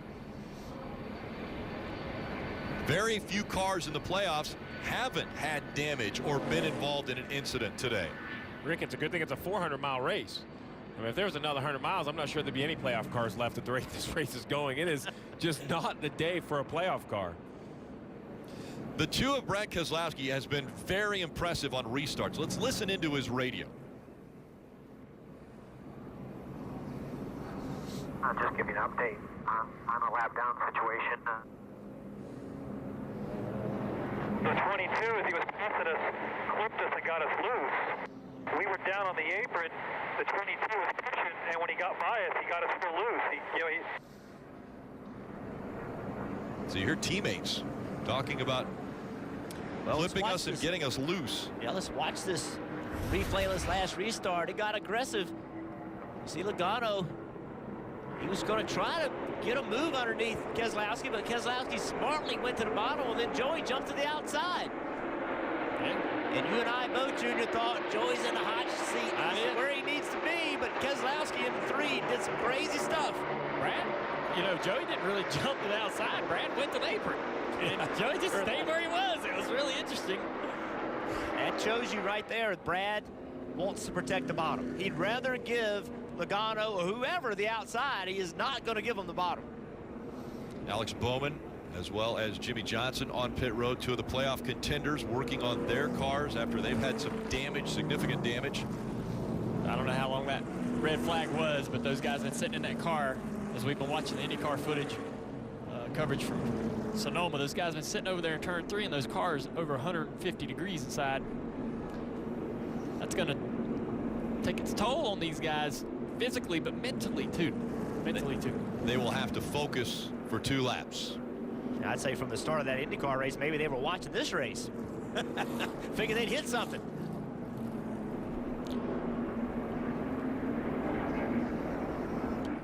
There's the interior of the 47. Anybody know what that says? Let me know. It said over 150 earlier, and now I think I have a hard time believing it's 188 in there. It's saying I want out. It's really hot. Done. Yeah, I think that thing's broke. This is only the 2nd race ever to end in overtime here at Las Vegas. Well, it's going to be in overtime, but I'm not willing to say this is going to be the last overtime. What I've seen today, anything could happen. With all the trouble that you know the guys in the playoffs are having some guys having some pretty good runs. Daniel Suarez in 6th place right now. Trevor Bayne in 12th. Paul Menard 11th. Buscher 13th. Regan Smith, super sub, in 14th. Landon Castle in the 00 in 16th place. Big days for teams like that. At a place where, you know, this is a track that pays really well. It's a big market. So you see Keselowski, he's picked the bottom again. No surprise. He is committed to protecting that bottom. Martin Truex Jr. will be committed to trying to find a way to get underneath the 2 car. Well, we've seen just how difficult it is to start on the outside of the front row. The last two, they've spun the tires. That's only going to get worse. And I know the tires have cooled down, but they also have more laps on them, and it just gets harder and harder to keep from spinning those rear tires. Joey had such a great restart, and he's going down the back straightaway thinking, I got him. And then Brad went into turn 3 and drove that car in there so far and cleared him. Wonder what Joey's thinking now. Like, what do I got to do? Top 5 are all playoff contenders. Again, if you win, if you're in the playoffs and win, you automatically will advance into the next round. That's what everyone will be fighting for. That automatic advancement into round 2 with a win here at Las Vegas.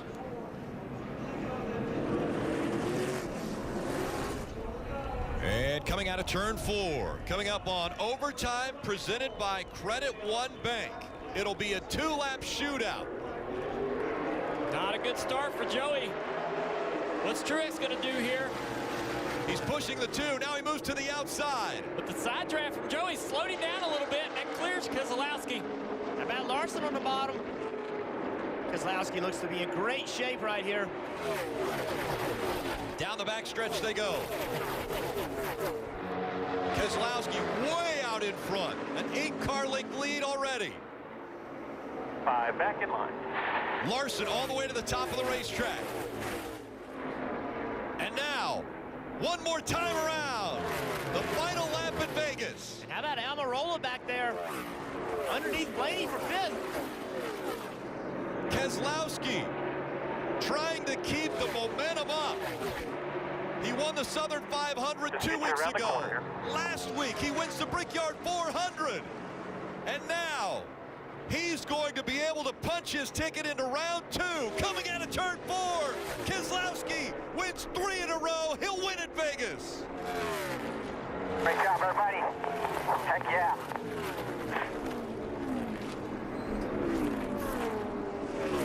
We wondered who would win the 500th race for Team Penske. It has been decided. Brad Keselowski gets that organization's 500th win. Good job, buddy. Great restart. 3 in a row at Vegas. Cha-ching, baby. Nice job. Great job up pit road, everybody. Thank you. Brad Keselowski wins the first race of the Monster Energy Cup Series playoffs.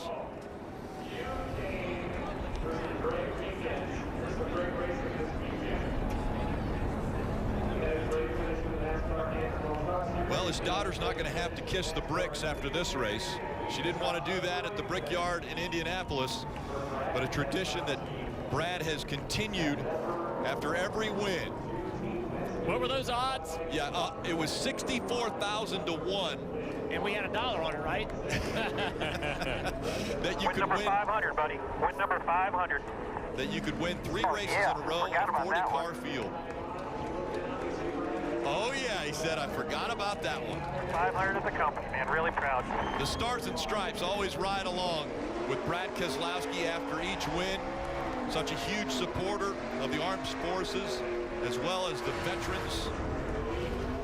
This moment right here, presented by Sunoco, fueling victories all season long. And the last 3 races for Brad Keselowski.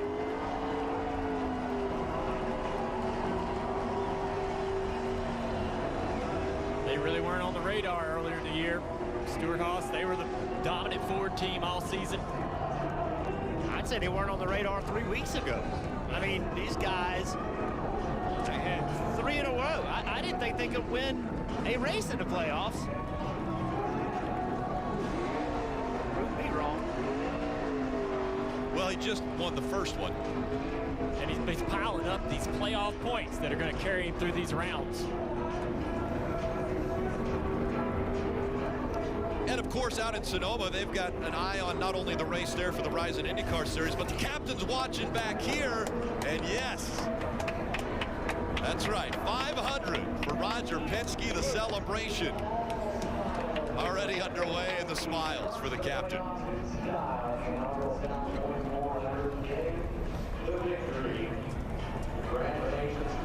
With the win, he moves into the second round. And you look at the playoff leaderboard, Martin Truex Jr., a very good day. Kyle Busch, Kevin Harvick, both struggling today, but those playoff points that they brought into this race could propel them into that second round. Kyle Busch found a way to rally, and with all this trouble, he finished 7th. That was a huge comeback for Kyle Busch and his team. Well, and Austin Dillon finished 11th today, +9. That is not fancy. It's not, doesn't have a lot of lights and flash to it, but very effective for what he's trying to do. So watch Kyle Busch. He never quit. I know he was frustrated, but look at him 3 wide, coming to the start-finish line and take the checker. Just a great effort. He spun the car earlier, had all kinds of problems, but you just never know what's going to happen. When everybody else had trouble, they kept digging, and 7th place finish. Suarez, a top 10 finish. Newman, Menard, non-playoff drivers that all finished up in the top 10. 12 playoff drivers in all had issues today of the 16. And again, only 12 will advance into round 2. One thing that did do, Rick, is think about who was one of the first guys to have trouble in this race early. Eric Jones in the 20. Well, he finished 15th. I mean, I'm sorry, he's 15th in points, finished way back, but it could have been a lot worse. He's 19 points out, but with problems in a race that early, I think he has to feel reasonably good about a very bad day. Heading into the Neon Garage and to victory lane for Brad Keselowski. A unique victory lane here at Vegas, and why wouldn't it be in this entertainment capital of the world? The fans get to be a part of this. And a reminder, we'll get to the IndyCar race after this victory lane celebration, and then post-race interviews. You can find those on NBCSports.com. All smiles for Paul Wolfe, crew chief there in victory lane. Let's go down to Dave. Give me a couple minutes, guys. Helmet is still on for Brad Keselowski. We'll get back to you. All right.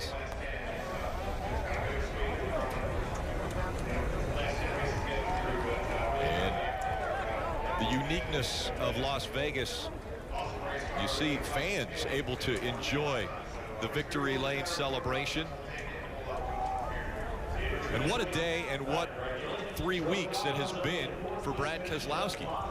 A team that hadn't won all throughout the regular season goes to Darlington, and an impressive pit stop by their team gets him out in front. He's able to outdo Kyle Larson on a late restart, go on to get win number 1 of the season for him. He backs it up with a Brickyard 400 win the very next week, and now that momentum is strong for this entire team as he gets the 500th win for Penske and the first win of the playoffs, ensuring him a spot in the round of 12. Helmet is off, climbing out of the car. Now we'll go back to Dave. There he is, and saluting his team right back as he got a much-needed shower after a long day. Hot temperatures and multiple restarts there at the end, Brad. How did you hold that field off? Oh, man. I think, first off, Dave, I got to say, congratulations to all those fans that made it through the whole race in the stands at 100 degrees. That was really cool. Thank you to the fans. And Penske, 500 wins today. Huge day for the captain. I know Mr. Penske's watching. You did it, boss. But to start off the playoffs with a win is, that's really strong, and let alone the 3 in a row and all that great stuff. But it's really a testament to this team here. They've been so strong on pit road, and I couldn't have done it without them. We weren't as fast as the 78 car, but we nailed the pit stops and the restarts when it counted, and that put us in position. So really, really proud of the effort from the team here today. Fun race, hot one, but those restarts, that was the key. Strong on pit road, strong on the track. Brad Keselowski, the winner at Las Vegas. Great day for Almirola, Blaney, Logano, Truex Jr., and Larson, but an excellent day for Keselowski as he wins here. Now let's go back out to Sonoma and Lee Diffie.